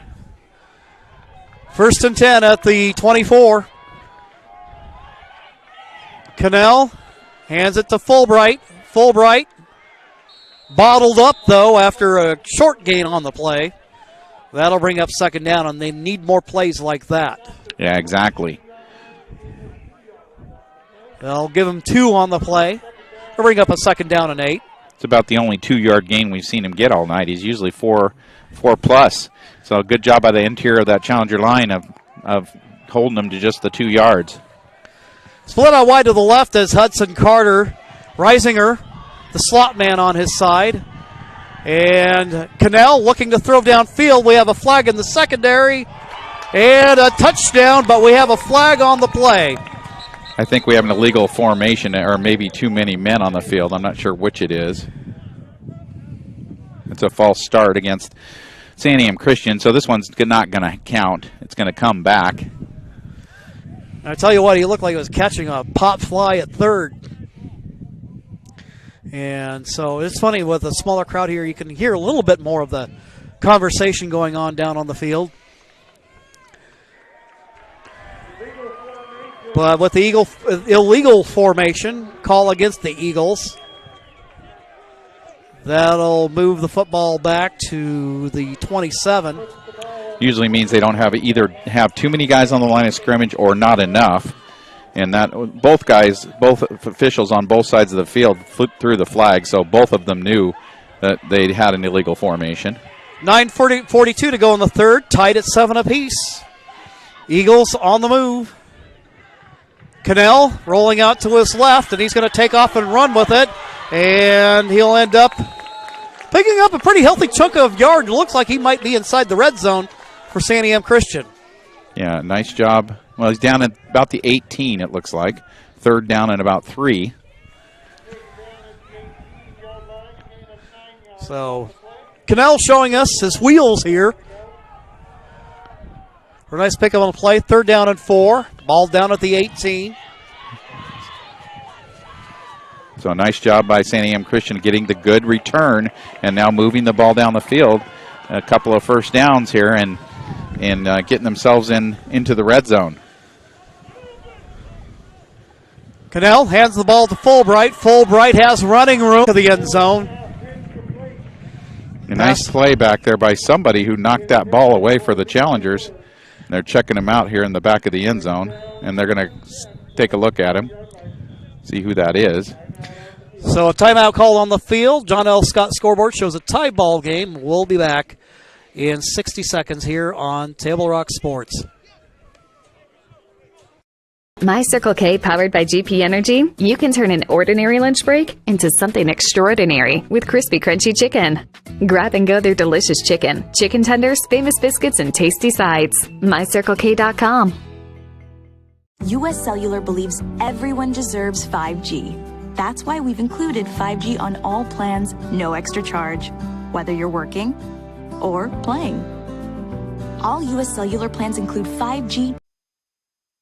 It is. Back here at Cottage Grove, injured challenger, believe that's Cody Reese off the field. Fulbright met by a committee in black.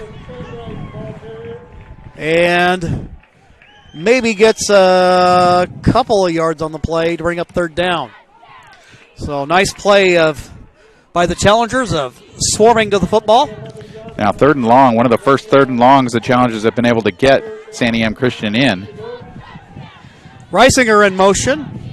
He becomes a slot receiver to the right side, and a Santiam timeout. Timeout called. John L. Scott scoreboard shows a tie ball game. We'll be back after this timeout.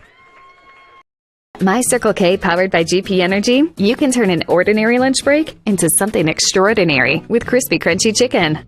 Grab and go their delicious chicken, chicken tenders, famous biscuits, and tasty sides. MyCircleK.com. U.S. Cellular believes everyone deserves 5G. That's why we've included 5G on all plans, no extra charge, whether you're working or playing. All U.S. Cellular plans include 5G, no extra charge. Get the new Samsung Galaxy S21 5G free with no hidden requirements. U.S. Cellular. Get the latest 5G phones for free today at Siskiyou Cellular, an authorized agent for U.S. Cellular with 7 Valley locations. Visit souscellular.com for details. Fuel your daily adventure at My Circle K, powered by GP Energy. Whether it's morning motivation to get your day going, adding crunch to your lunch, fueling up for a road trip, your journey begins with My Circle K, powered by GP Energy.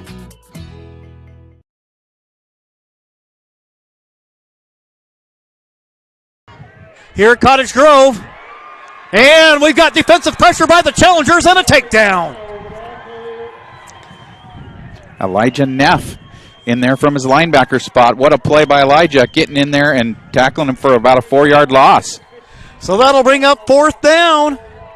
Ball now back at the 13-yard line. So now the field goal team comes in. be a 33-yard or 32-yard, it looks like, field goal attempt. Garrett Cowan out of the hold of Levi Villers. Here goes the kick. It is up. And it is good. So the Eagles go to the kicking game to take the lead in the ball game. John L. Scott scoreboard shows Santiam Christian 10, Cascade Christian 7. We'll be back after this timeout.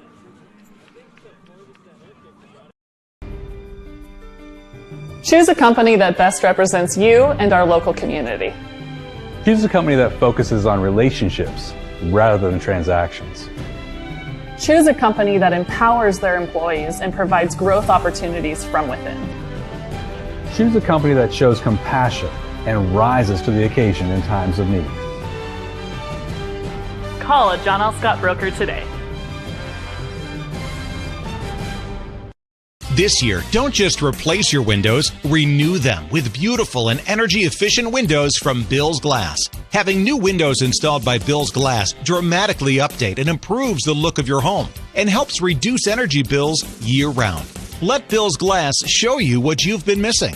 Bill's Glass, the largest glass company in Southern Oregon for your home or auto, as well as the trusted industry leader for over 50 years. Bill's Glass in Ashland, Medford, and Grants Pass. At Don King Field in Cottage Grove, it is a 10-7 ball game. Santiam Christian, after the field goal by Garrett Cowan, he's going to kick it away now to Cascade to see if the Challengers. Oh, we had a little bit of trouble there on the pickup, but the Challengers dodged danger there. And all what is all that they say? Sound and fury signifying nothing. Yeah, a lot of stuff going on down there, but luckily the Challengers end up with a football at about the 20. So the Challengers at their own 20-yard line. It was a 4-minute drive for the Eagles on the opening drive of the third quarter. And, yeah, again, we've seen Fulbright have a pretty good night, but the reality of it is this game has kind of had a very different feel to it compared to what many had expected. But it has been an electric ball game. And it's been a privilege to watch both of these teams do it. Martin. Single setback is Freilich. Got a man in motion. And they'll go ahead and hand it. We've got flags on the play, though. Because we have an illegal formation.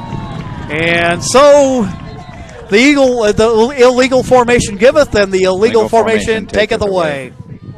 So Eagles got one called against them. And the Challengers get one called against them now.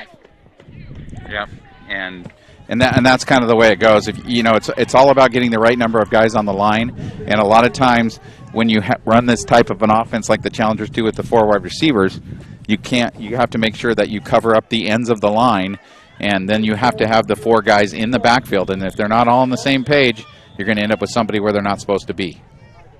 So now that'll bring up a first down and 15 for the Challengers at their own 16-yard line. Assistant coaches on the Eagles sidelines getting their troops fired up. We have trip receivers to the wide side of the field, the left side. McFeeters, the lone man, to the right.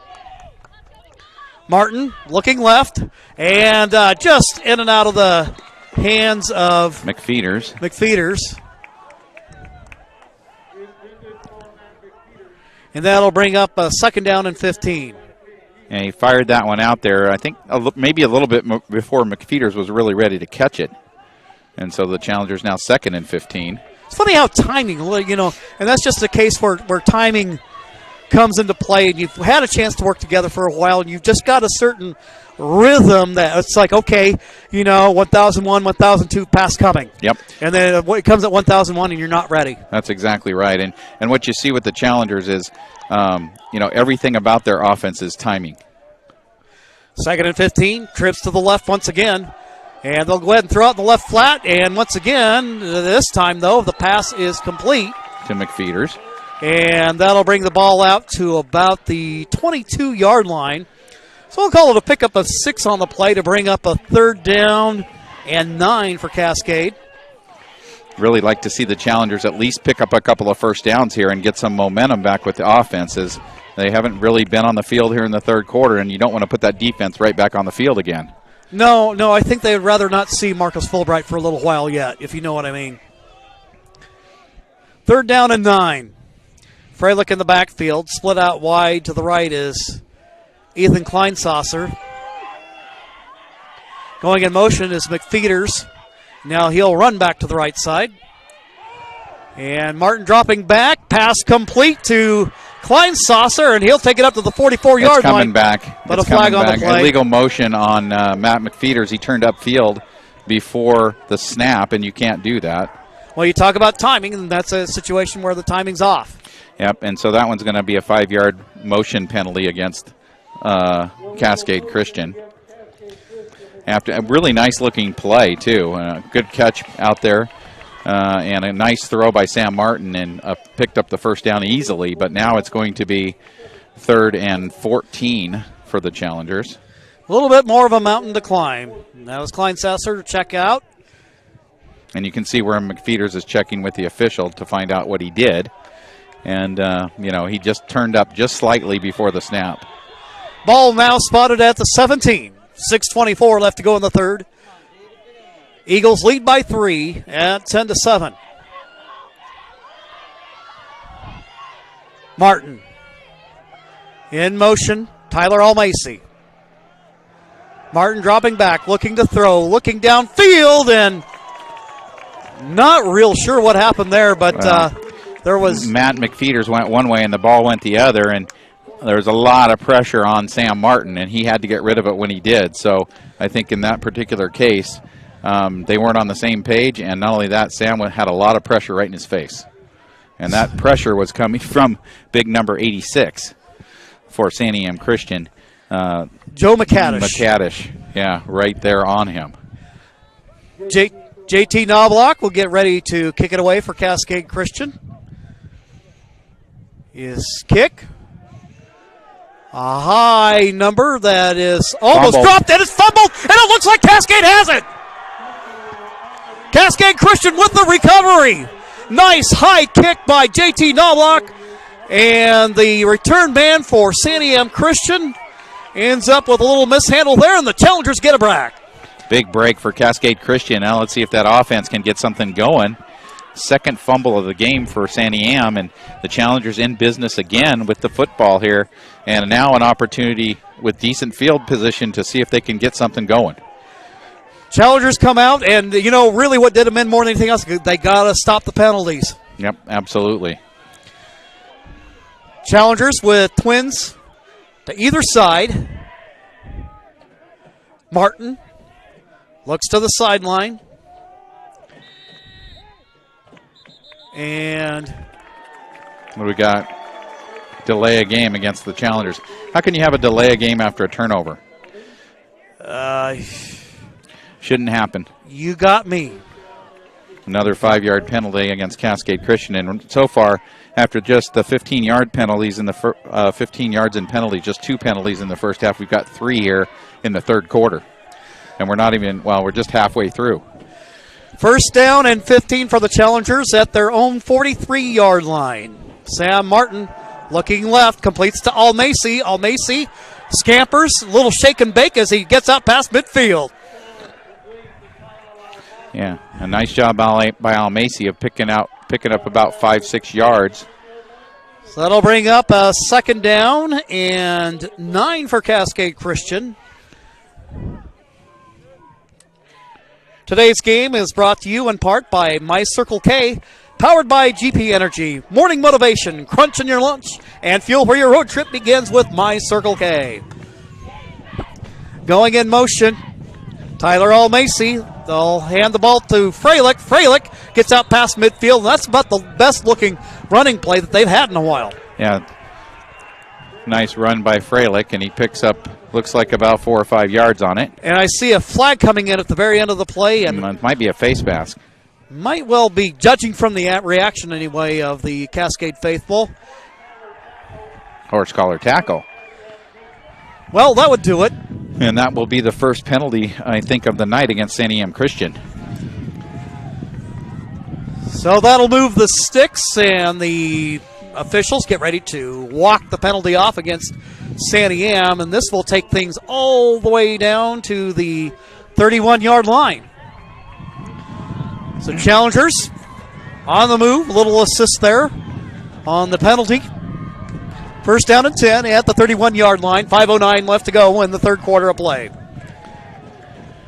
Challenger offensive line now needs to step up and make some holes for Christian Freilich. See if the Challengers can run the football a little bit to offset that passing game. 4 receivers set. Almacy in motion. And they'll throw it out to Almacy. He makes the catch. A little pitch and catch there. Gets the ball down to about the 27-yard line. And that play's been working all night for the Challengers. That little throw out in the flat to Almacy. Picks up about 5 yards. Nice first down play. Not only are they a good pass combination, but they've become good friends. And I always love it when I see a senior and an underclassman kind of develop a sense of brotherhood and friendship. And that carries in so many ways in a situation like this. Martin completes the pass. Defensively, though, the Eagles all over it.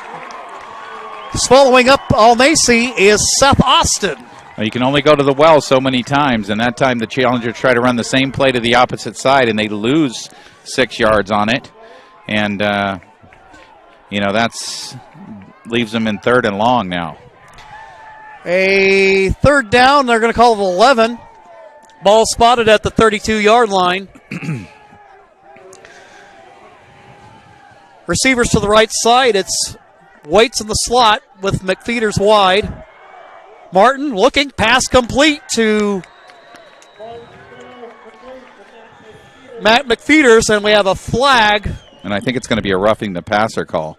Yes, it is. Personal foul, roughing the passer against Santiam Christian. Sam Martin took a shot, and that's going to be an automatic Challenger first down. So this will move the football deeper into Santiam Christian territory. The Challengers picked up about 8 yards, I think, on the pitch and catch. Well, the Eagles have moved the football successfully tonight and have made some big plays defensively. Their undoing has been turnovers and penalties. And this is going to move the ball all the way down to the 11-yard line. So the Challengers with a golden opportunity with 3:20 left to go in the third quarter of play. Just outside the 10, so they can actually get, it looks like, a first down around the 1. Martin with trips to the left.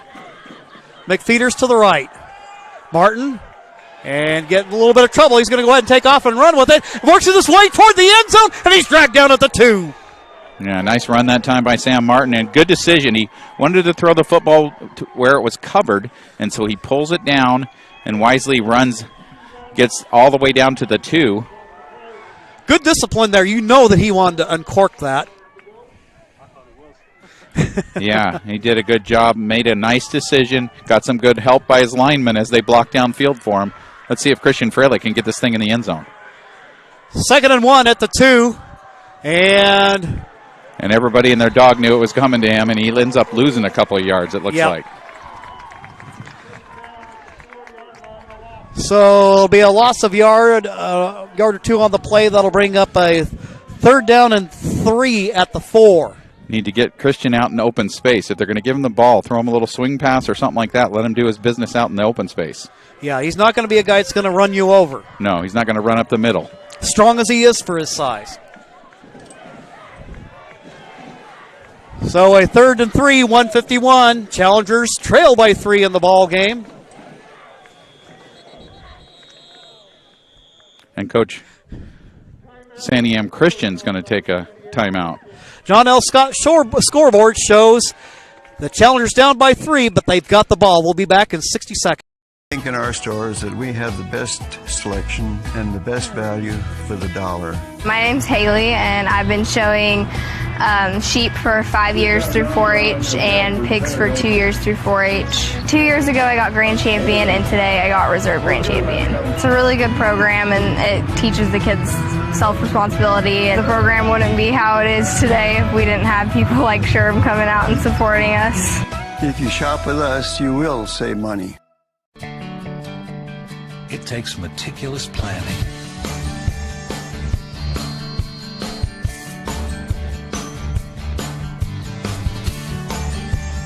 continuous monitoring, and forward thinking to deliver the perfect 3-egg omelet.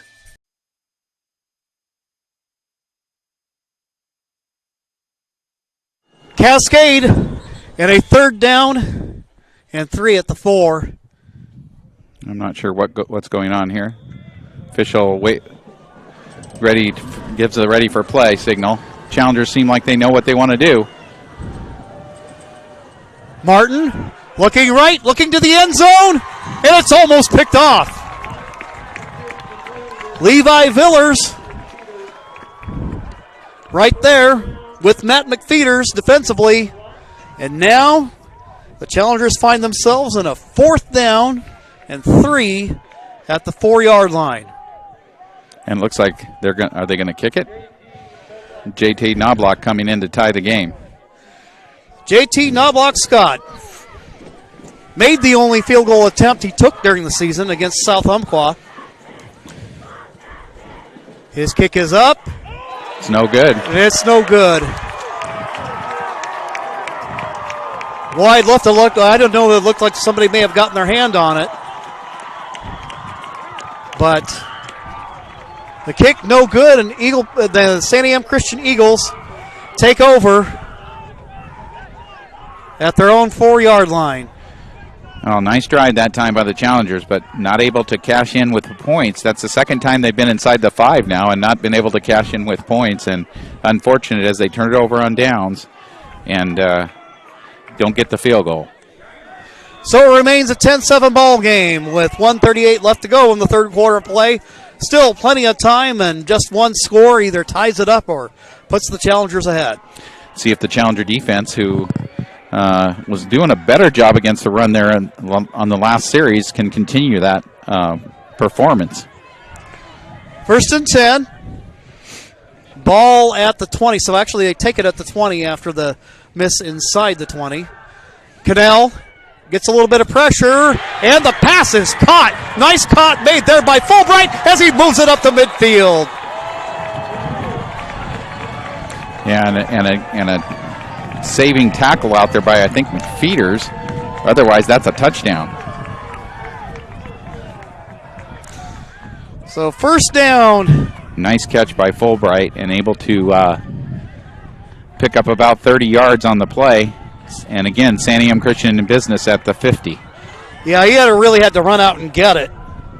And did a nice job there of hauling it in. 1st down play, Fulbright this time.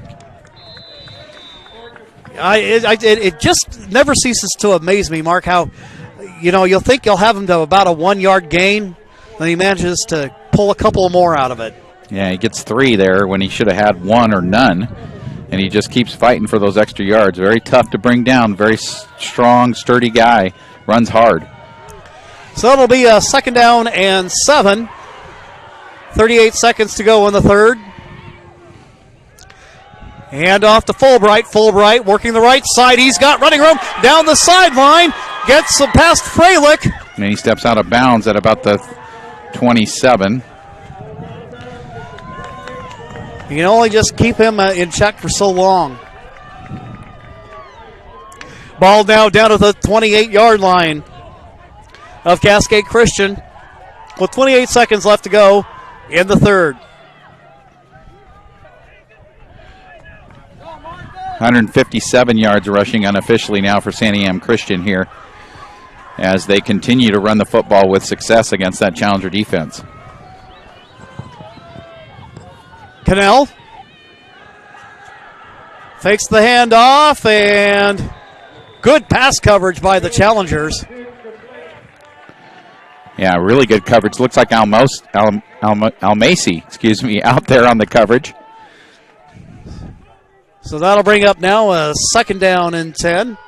23 seconds to go in the third. Ball at the 28-yard line of Cascade Christian. Both teams with their opportunities tonight, but it's been a nail-biter. Fulbright, good pursuit by the challengers. Eli Snyder working on running him down, and nothing doing on that play. Yeah, for a change, first time I think that they actually got him for a loss. So that'll bring up now to 3rd down and 12 after the loss of 2 on the play. And that'll mark the end of the third quarter. Your John L. Scott scoreboard shows a 10-7 ball game. We'll be right back after this timeout on Table Rock Sports. Choose a company that best represents you and our local community. Choose a company that focuses on relationships rather than transactions. Choose a company that empowers their employees and provides growth opportunities from within.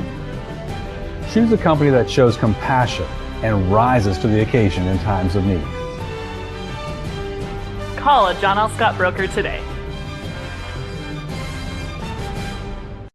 This year, don't just replace your windows, renew them with beautiful and energy-efficient windows from Bill's Glass. Having new windows installed by Bill's Glass dramatically update and improves the look of your home and helps reduce energy bills year-round.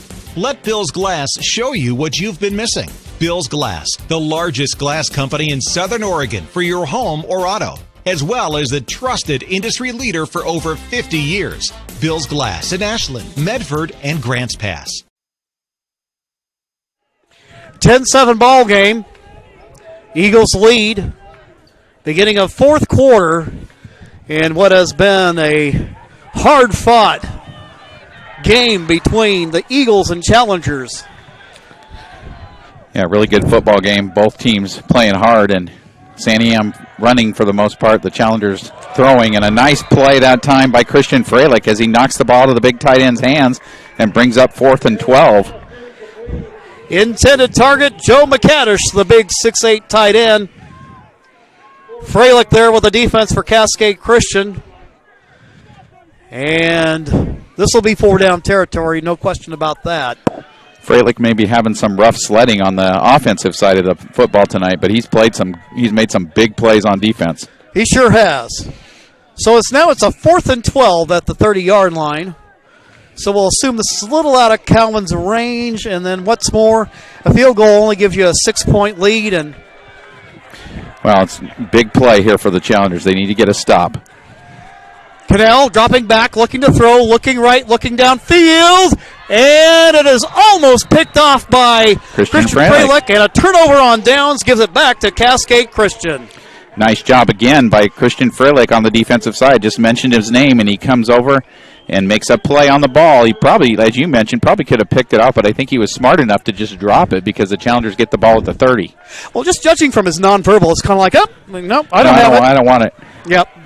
And that's a good play on his part because it comes all the way out to the 30 for the Challenger offense. Well, that's the kind of heads-up play you expect from one of the Challenger team captains. So the Challengers get it back again, see if they can keep that offense rolling. A little bit of struggles so far in the third quarter. See if the fourth quarter is a little different for the offensive execution here.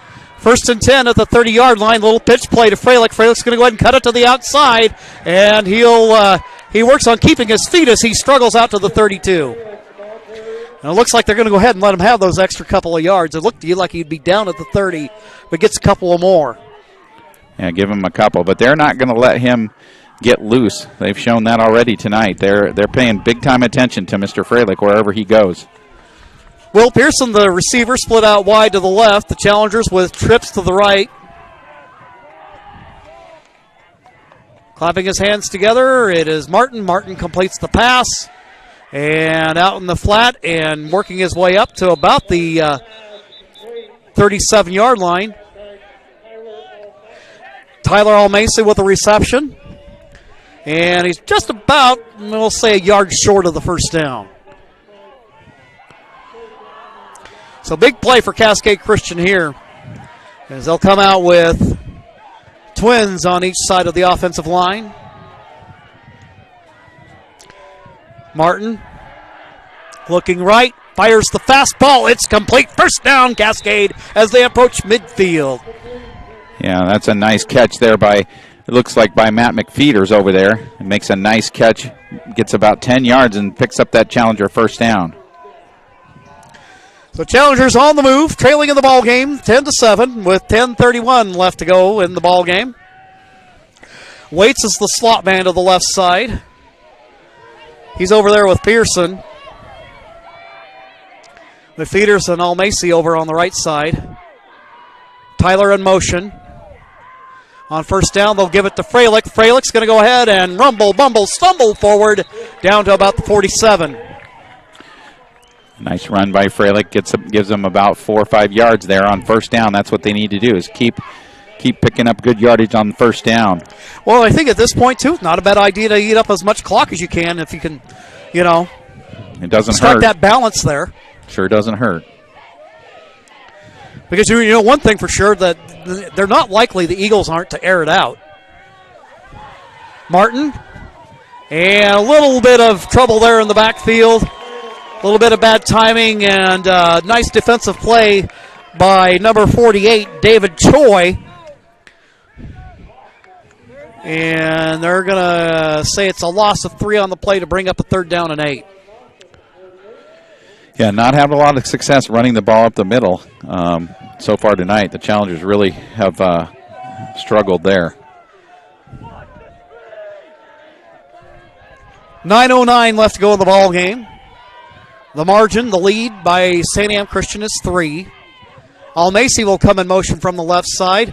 And Almacy, and he's looking to throw the football, but he's not going to go very far. Mark, I got to be. If I'm being honest, I hate that play call. Yeah, I don't like it either. I'm not sure what they're thinking on that. Yeah, just not a good call. Yep, turns into a loss of about 6. And now the Challenger's going to have to punt the football. Well, the good news for Cascade is they're only down by 3. If JT gets off a nice punt here and they limit the damage, they can get the ball back with plenty of time. Wobbly end-over-end kick. Shanked it. It's going to be about a 10-yard punt, I think.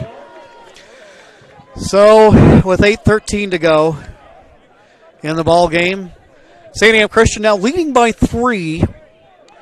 And looks like they'll get the ball at about their own 45. Yeah. So it's about a 5-yard punt, 10-yard punt, unfortunately, for the Challengers. And now Santiam set up in real good field position.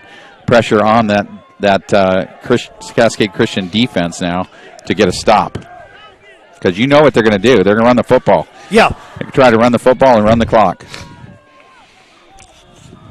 Well, it's definitely what I would do in that situation. Cannell coming in with the play from the sideline for Santiam Christian. Leading in the ball game 10-7 with 8:13 left to go.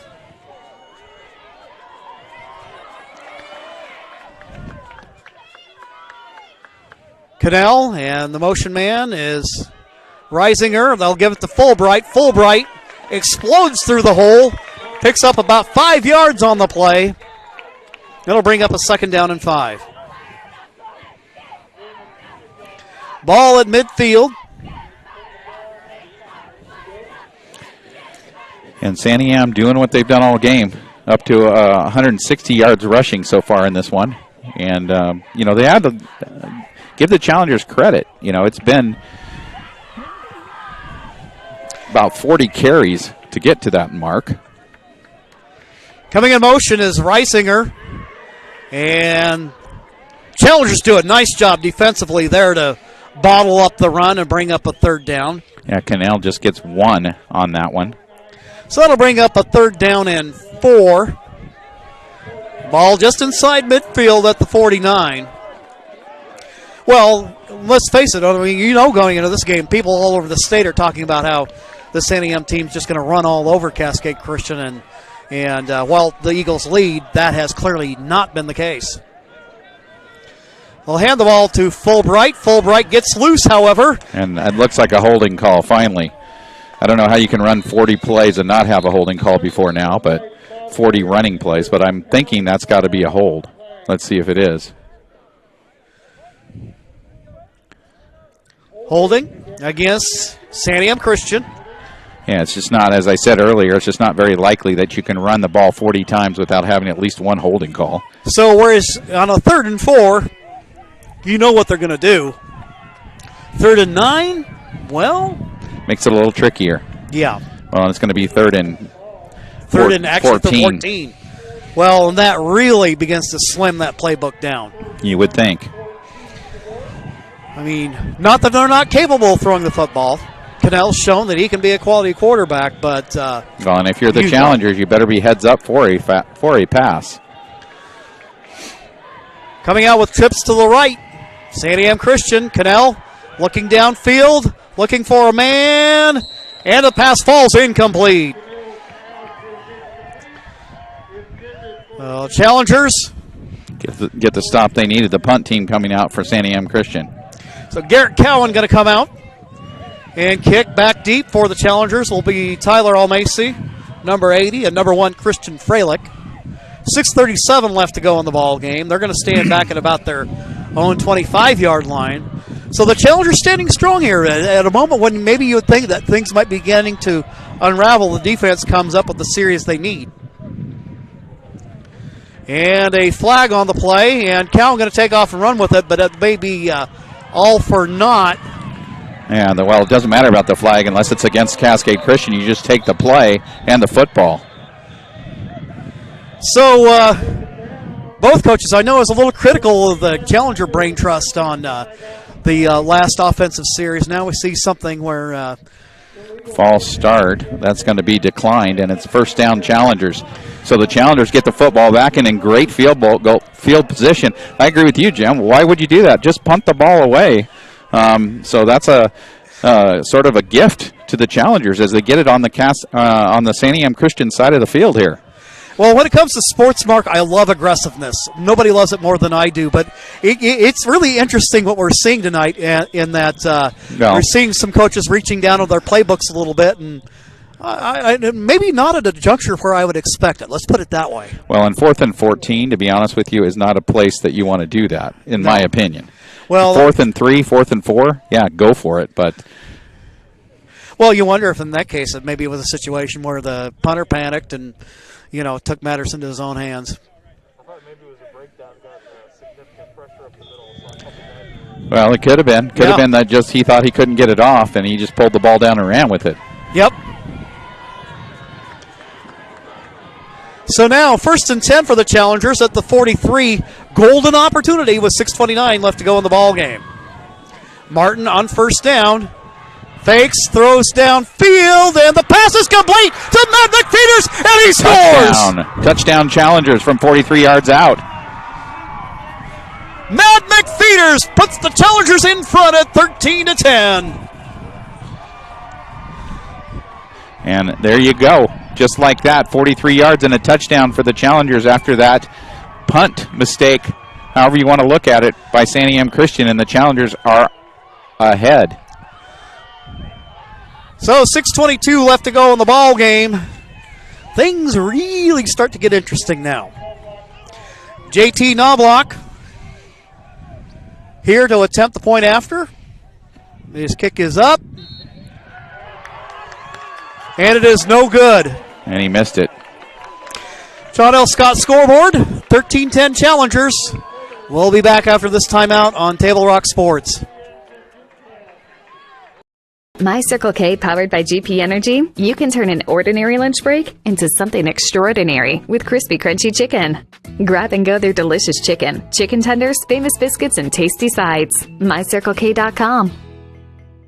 US Cellular believes everyone deserves 5G. That's why we've included 5G on all plans, no extra charge, whether you're working or playing. All US Cellular plans include 5G, no extra charge. Get the new Samsung Galaxy S21 5G free with no hidden requirements. US Cellular. Get the latest 5G phones for free today at Siskiyou Cellular, an authorized agent for US Cellular with 7 Valley locations. Visit souscellular.com for details. Fuel your daily adventure at My Circle K, powered by GP Energy. Whether it's morning motivation to get your day going, adding crunch to your lunch, fueling up for a road trip, your journey begins with My Circle K, powered by GP Energy.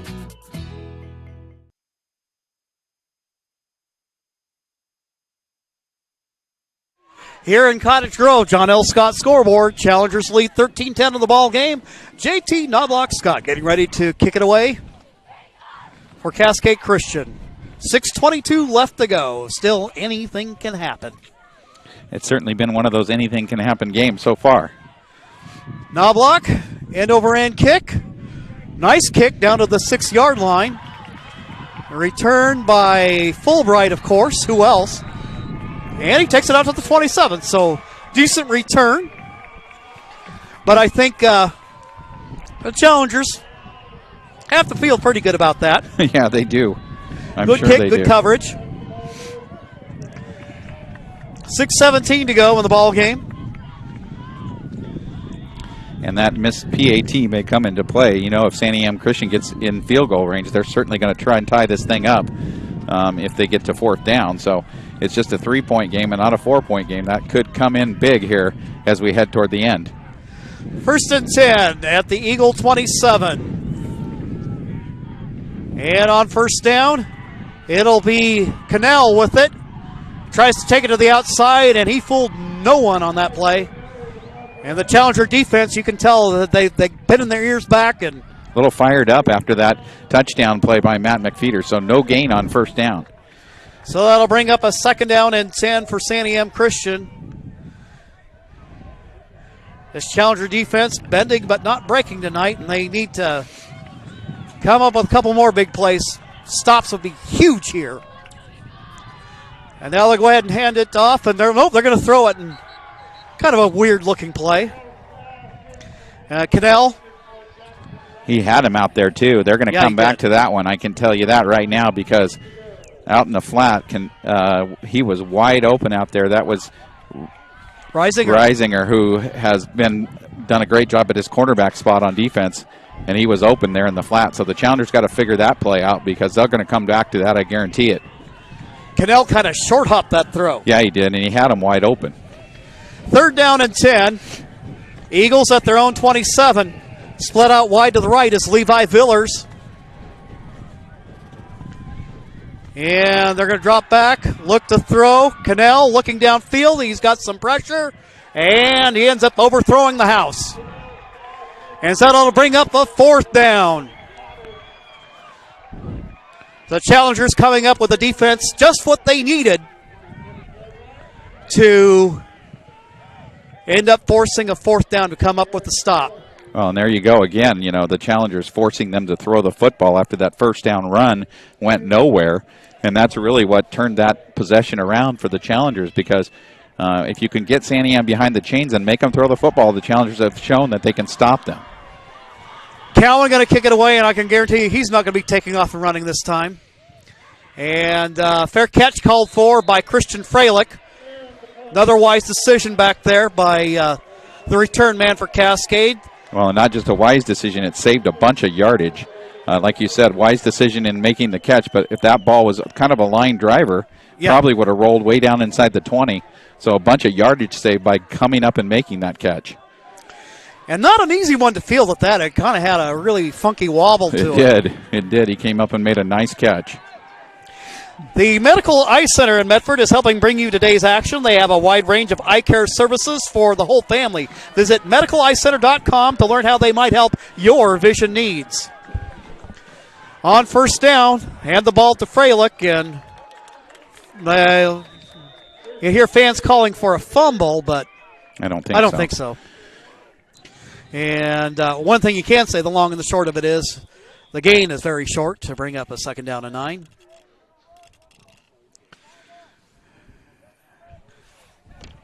Did somebody call timeout there? What stopped the clock? Oh, it looked like somebody had to. It was Danny coming off the field there, maybe. Daniel Daring, Challenger Center, coming out for a moment, and it looks like what we got. It was Liam Benetti. Okay. Because Danny's still in there. I got 60 and 61 mixed up. I've been known to do that myself once or twice. And so into the ball game on that offensive line will be Eli Snyder. Second down and 9 for Cascade Christian. 5 minutes left to go in the ball game. Martin with Freilich in the backfield. And he got him off sides.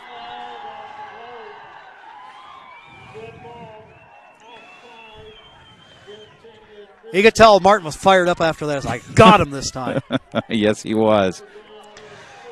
So that'll make the Challengers' task a little bit easier here with a second down and 4. 5-yard penalty against Santiam Christian, as after having no penalties in the first half, they've now got 50 yards in penalties here in the second. Second and 4, and that opens up the playbook a bit for the Challengers. Martin with Almacy in motion. And they'll go ahead and hand it off to Freilich. Freilich keeps his feet, lunges, and stumbles forward for a Challenger first down. Yeah, give him about 6 yards, and a Challenger. The big thing is a Challenger first down. Christian Freilich with a second and third effort there would not be denied, as the Challengers pick up a fresh set of downs with 4:17 left to go in the ball game. And if you remember correctly, Santiam Christian used a couple of their timeouts earlier in this half, so they are down to one timeout here left. Pearson wide to the left, Almacy on his side. Pair of receivers out to the right, Waits and Matt McFeeters. Martin dropping back, looking to throw a little swing pass, and Freilich does a great job to hang on to it. I don't know if he got a ton out of it, but he didn't get much at all, maybe lost a yard. So that'll bring up a second down and long. Yeah, it'll be more like about a second and 11, so a loss of 1 on the play. Ball spotted at the 44-yard line of Santiam Christian. Clock running, good news for the Challengers. 3 minutes, 20 seconds left. And the Challengers could really use another first down here. Challengers on the wide side of the field, the left, have trip receivers.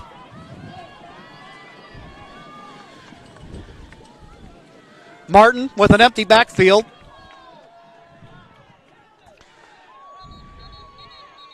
And then the Challengers wait and call a timeout.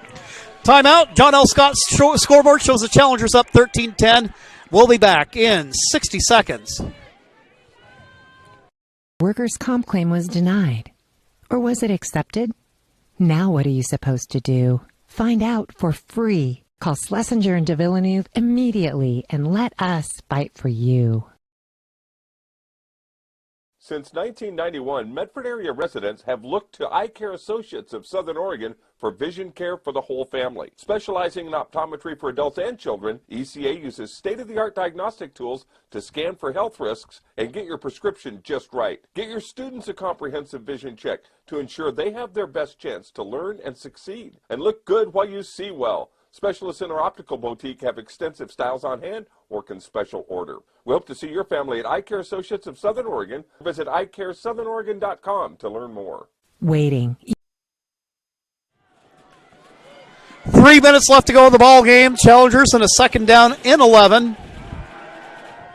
Martin looking downfield. Ball's tipped. A little danger there for the Challengers. They were looking for Christian Freilich on that play. And the problem is when you don't complete those, the clock doesn't run. So the Challengers need to, if you're going to throw the ball, you want to complete the passes and keep that clock running. 2:56 left to go in the ball game. Third down and 11. Challengers at the 44-yard line of Santiam Christian. Will Pearson is split out wide to the left. He's joined by Tyler Almacy on that side. Almacy in motion, going to the right. And a timeout called by Cascade Christian. I don't think they had the play call correct. At least didn't look like somebody did something they weren't supposed to do. I wonder if that was the motion man, but anyway. May well be. Fans can keep Table Rock Sports in the game by subscribing to our YouTube channel. Search Table Rock Sports at youtube.com and click on the red subscribe button to help us continue to cover all the action. Presenting sponsor for Cascade Challenger Athletics is George Fox University. They're proud to be presenting sponsor for this year's Challenger Athletic programs. George Fox makes a promise that every student will be known by name by professors who have a vested interest in their future. Explore George Fox to learn how students are nurtured and challenged to follow God's call in their lives. Go Challengers!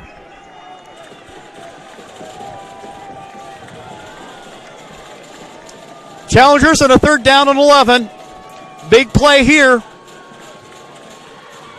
Martin rolling out to his left, looking downfield, looking for his man, and the pass falls incomplete. Looking for Will Pearson there. Can't connect, and it'll bring up 4th down. So what are the Challengers going to do here? They're going to punt the football? Looks like it as JT Knobloch comes out on the field.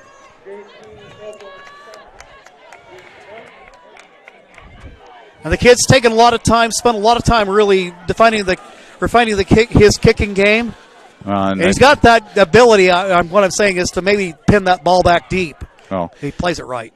Yeah, Santiam Christian, nobody back deep on this punt. So you got the opportunity to really kick it wherever you want it. Knobloch kicks it. And we'll take it in the end zone as far as that goes. And it does go into the end zone. So the Eagles will take it at the 20-yard line with 2:43 left to go. And the Challenger defense, let's see if they're up to the task here, as they're going to have to be stout and tough and probably play some pass defense here. Right. For a change. Yes. Because mostly they've been, guarding against the rushing ability of Santiam Christian.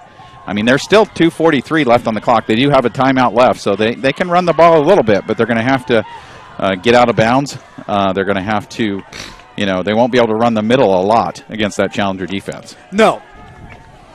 I got to be thinking here, that first play from scrimmage, that they're going to see what they can get with Fulbright to open up.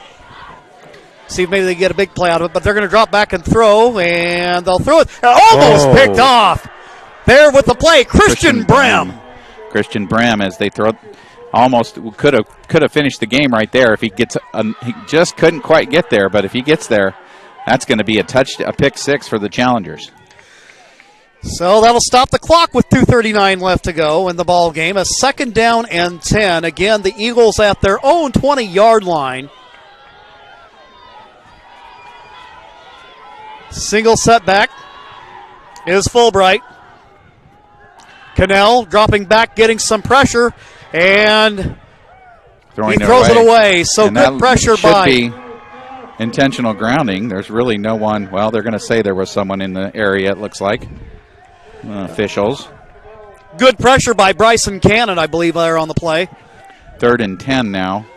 2:32 to go, and again, the clock stops with the incompletion. 3rd down and 10. 2:32 left to go in the ball game. 3-point lead.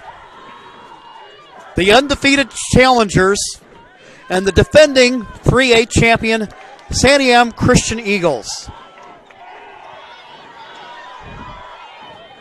Going in motion, Reisinger. And we'll have a little mix-up. Tackled for a loss. Reisinger in the backfield, try to go to the fly sweep, and that doesn't work, and the Challengers right there defensively. Big play defensively for Cascade Christian. Who was in on that? I did not see. That's hard to see from this far away, but. And they've decided they're going to punt the football, it looks like.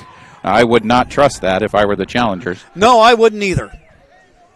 I would be ready for anything, and I mean, it's at a point where with 1:59 left to go in the ball game, I mean, it's a desperate, and the timeout called on the field, but we'll keep it right here with 1:57 left to go.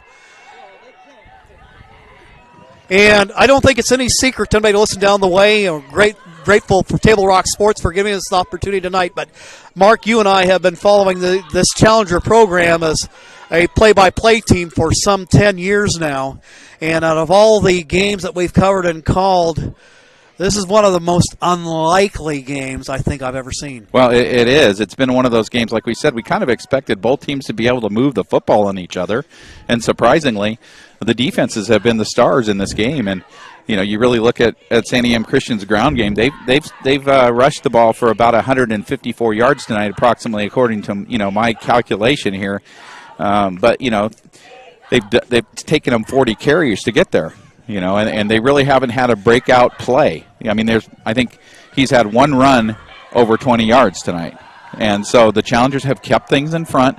They've played good defense, and they've filled all the gaps. And he hasn't been able to get loose very often against that Challenger defense. So it looks like they're coming back out with the idea of that they're going to go for it here. And they kind of have to, in my opinion. Yeah.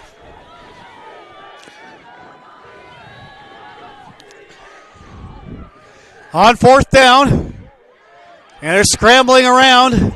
Cannell looking downfield, and it is broken up. It's Challenger ball. And the Challengers take over at the 15-yard line. So a nice defensive play by Cascade Christian as Cannell not able to find any receivers. And the Challengers down there, guess who's defensively in the area again? Well, I'm thinking it's either 23 or number 1. It's Christian Freilich. Yep. And he has been the decoy on offense, staying in the backfield most of the night, not going out really too much to his receiver spot, and really has made his mark tonight on the defensive side of the field. Another pass breakup for him. The Challengers getting ready to take a knee here. 1:49 left to go in the ball game. And this is not something that goes over very well as the Eagles come rushing in on that.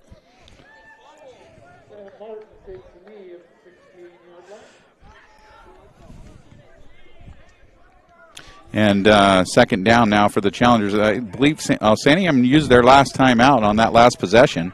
Yeah. So they have no timeouts left, and it looks like the Challengers are just going to take 3 knees and call it a game. So second down, 1:16 left to go in the ball game. So Martin going to move out from under center.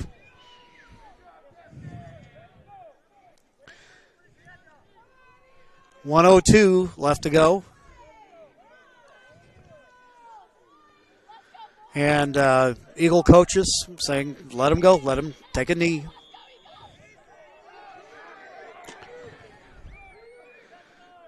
That's Bush. They're diving in there on us taking a knee. Utterly classless. And after the whole game being such, a good game with both teams playing very clean, and the Challengers now with one more knee to take, and this game will be over. And the Cascade Christian Challengers come away winners.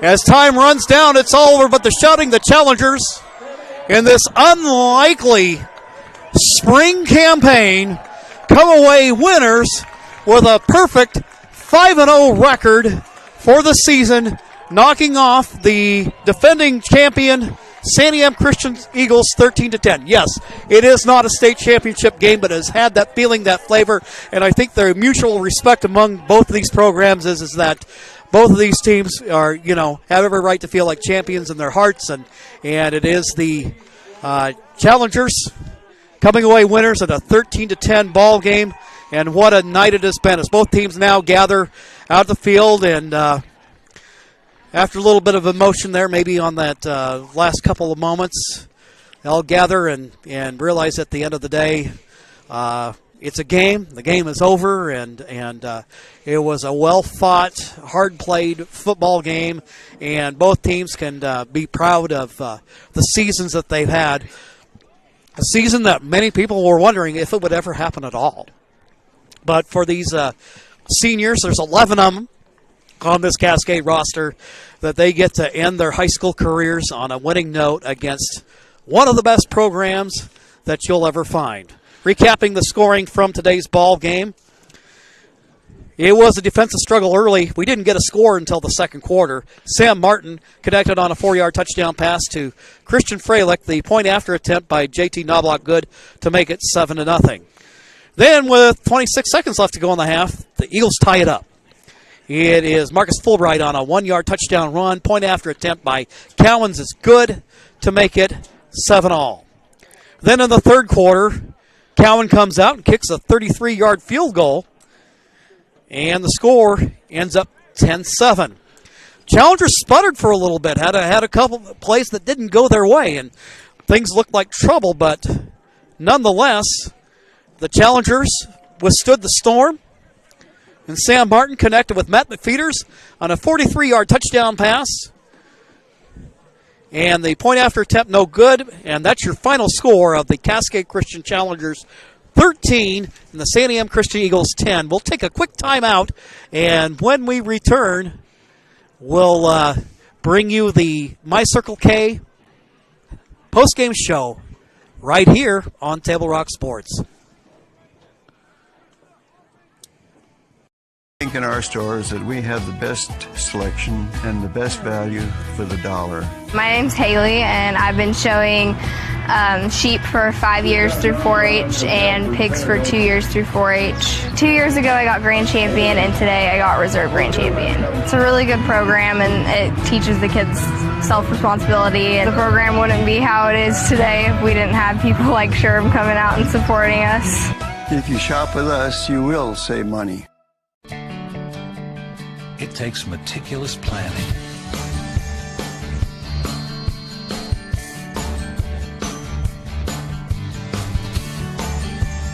continuous monitoring,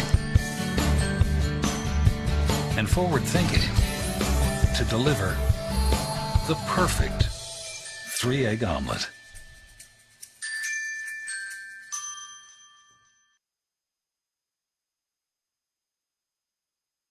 Your workers' comp claim was denied. Or was it accepted? Now what are you supposed to do? Find out for free. Call Schlesinger and de Villeneuve immediately and let us fight for you. Since 1991, Medford area residents have looked to Eye Care Associates of Southern Oregon for vision care for the whole family. Specializing in optometry for adults and children, ECA uses state-of-the-art diagnostic tools to scan for health risks and get your prescription just right. Get your students a comprehensive vision check to ensure they have their best chance to learn and succeed. And look good while you see well. Specialists in our optical boutique have extensive styles on hand or can special order. We hope to see your family at Eye Care Associates of Southern Oregon. Visit eyecaresouthern.com to learn more. Waiting, even a few days, to report a work injury or illness could cost you everything. But how do you know what you should do? Find out for free. Call Schlesinger and de Villeneuve immediately and let us fight for you.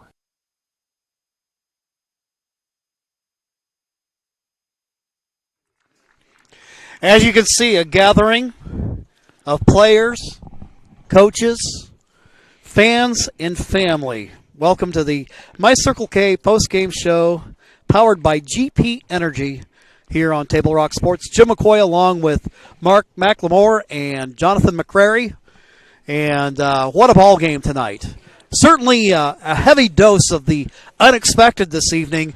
What many people thought would be a shootout, and quite frankly, I can tell you there are people all over the state thinking this would be a 2 to 3 touchdown Santiam Christian Eagle win. And who could blame them? I mean, we just saw an outstanding football program in Santiam Christian. All the reasons why. Fulbright is a stud, and he had a great line in front of him blocking, had good, solid perimeter players around him. Everything was in place, and, you know, who could blame them there? I mean, they definitely seemed to have an advantage on Cascade Christian, but Cascade Christian tonight, big defensive plays in the ball game and big offensive plays when they needed it. And executed. That's what, you know, the mistakes Cascade Christian, they did have one turnover on downs, but it was inside the 5-yard line.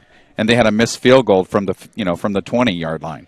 So from a 20-yard field goal. So the turnovers on downs that the Challengers had were both times inside the 20-yard line of Santiam Christian, which could have, in both cases, been points very easily for the Challengers. So Santiam Christian, they were the one that made the turnovers that really hurt them. They had 2 turnovers of downs. Of course, one of those was late in the game when they kind of had to go for it on 4th down. They had 2 fumbles which they lost, and the Challengers picked up as well as an interception, if you remember, to start the game. So that was really the difference. Is Santiam Christian made those mistakes. The Challengers were able to capitalize on some of them and get some points on the board, and they played clean. As we mentioned toward the end of the game, really no big plays by Santiam Christian. And that's really was the difference in the game. I'm sure if you went back and look at Santiam's games previous to this one, they were filled with large plays, large chunk yardage. The Challengers did not give up large chunk yardage against the Santiam Christian Eagles tonight, and that really was the difference in the game. Santiam had to work for everything they got, and the Challengers, in the end, were able to make one big play to Mac McFeeters after a weird punt situation that happened, score a touchdown, take the lead, and hold on to win. And that's really the difference in the game. So statistically, very similar to what we saw before. Cascade Christian had a total of 15 first downs. Santiam Christian, 15 first downs. Rushing yards, Cascade Christian, 17 carries for 42 yards. So not much on the ground for the Challengers. Santiam Christian, 40 carries for 154 yards tonight. So Santiam doing most of their damage on the ground. Meanwhile, in the passing game, Santiam Christian 4 for 14 for just 72 yards. The Challengers, Sam Martin 24 for 37 for 195 yards tonight. Sam Martin, and he made good decisions with the football. I don't remember one time where I said, "Oh, that looks like it's going to be a pick." He made the right decisions, most of the time with the football. He really did a good job of picking out the right receiver at the right time and making the right decisions for the Challengers, and threw for 195 yards. So really nice job for him tonight. The Challengers had 25 yards in returns. Santiam Christian, 100 yards in returns. And remember, those big kickoff returns put them in position to score at least one of those touchdowns that they ended up scoring. For total offense, Cascade Christian 262. Santiam Christian 326. Most of the difference coming from those return yards that we discussed. Penalties, Cascade Christian 5 penalties for 30 yards.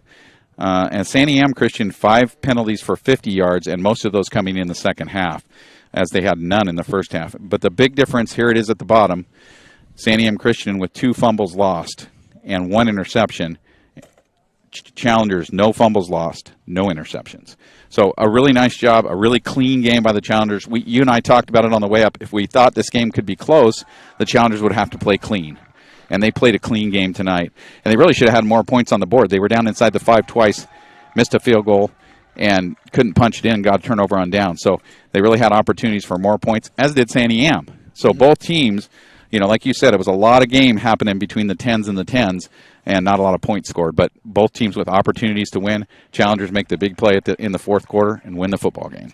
Well, our hats off to Santiam Christian. Again, one of the top programs in Oregon 3A, and I don't think that's going to let up anytime soon. Outstanding program, and you couldn't think of a better group of teams to pair together for the final game of the season. And it was definitely, even though it's not officially a championship, it had the feel and the flair of one. And our hats off to the 11 seniors of Cascade Christian, to Christian Freilich, Sam Martin, Titus Miller, Ethan Kleinsasser, Will Pearson, Davis Federico, Ethan Rathburn, Matt McFeeters, Elijah Neff, Eli Snyder, Christian Brem. Our hats off to you. You've ended your careers in the high school ranks in a fashion that few ever get to. Very high note. Yep. You finished with a dub, with a perfect season, and our hats off to you, and we wish you all the best going forward. Well, that's going to wrap up tonight's broadcast. We thank you for watching today's broadcast. We'd like to thank Nate Maben, Cascade Christian High School Athletic Director, for hosting the Lithia Superstore Game of the Week on TableRockSports.net and today's broadcast. Also, thanks to the head coaches for the Eagles and Challengers.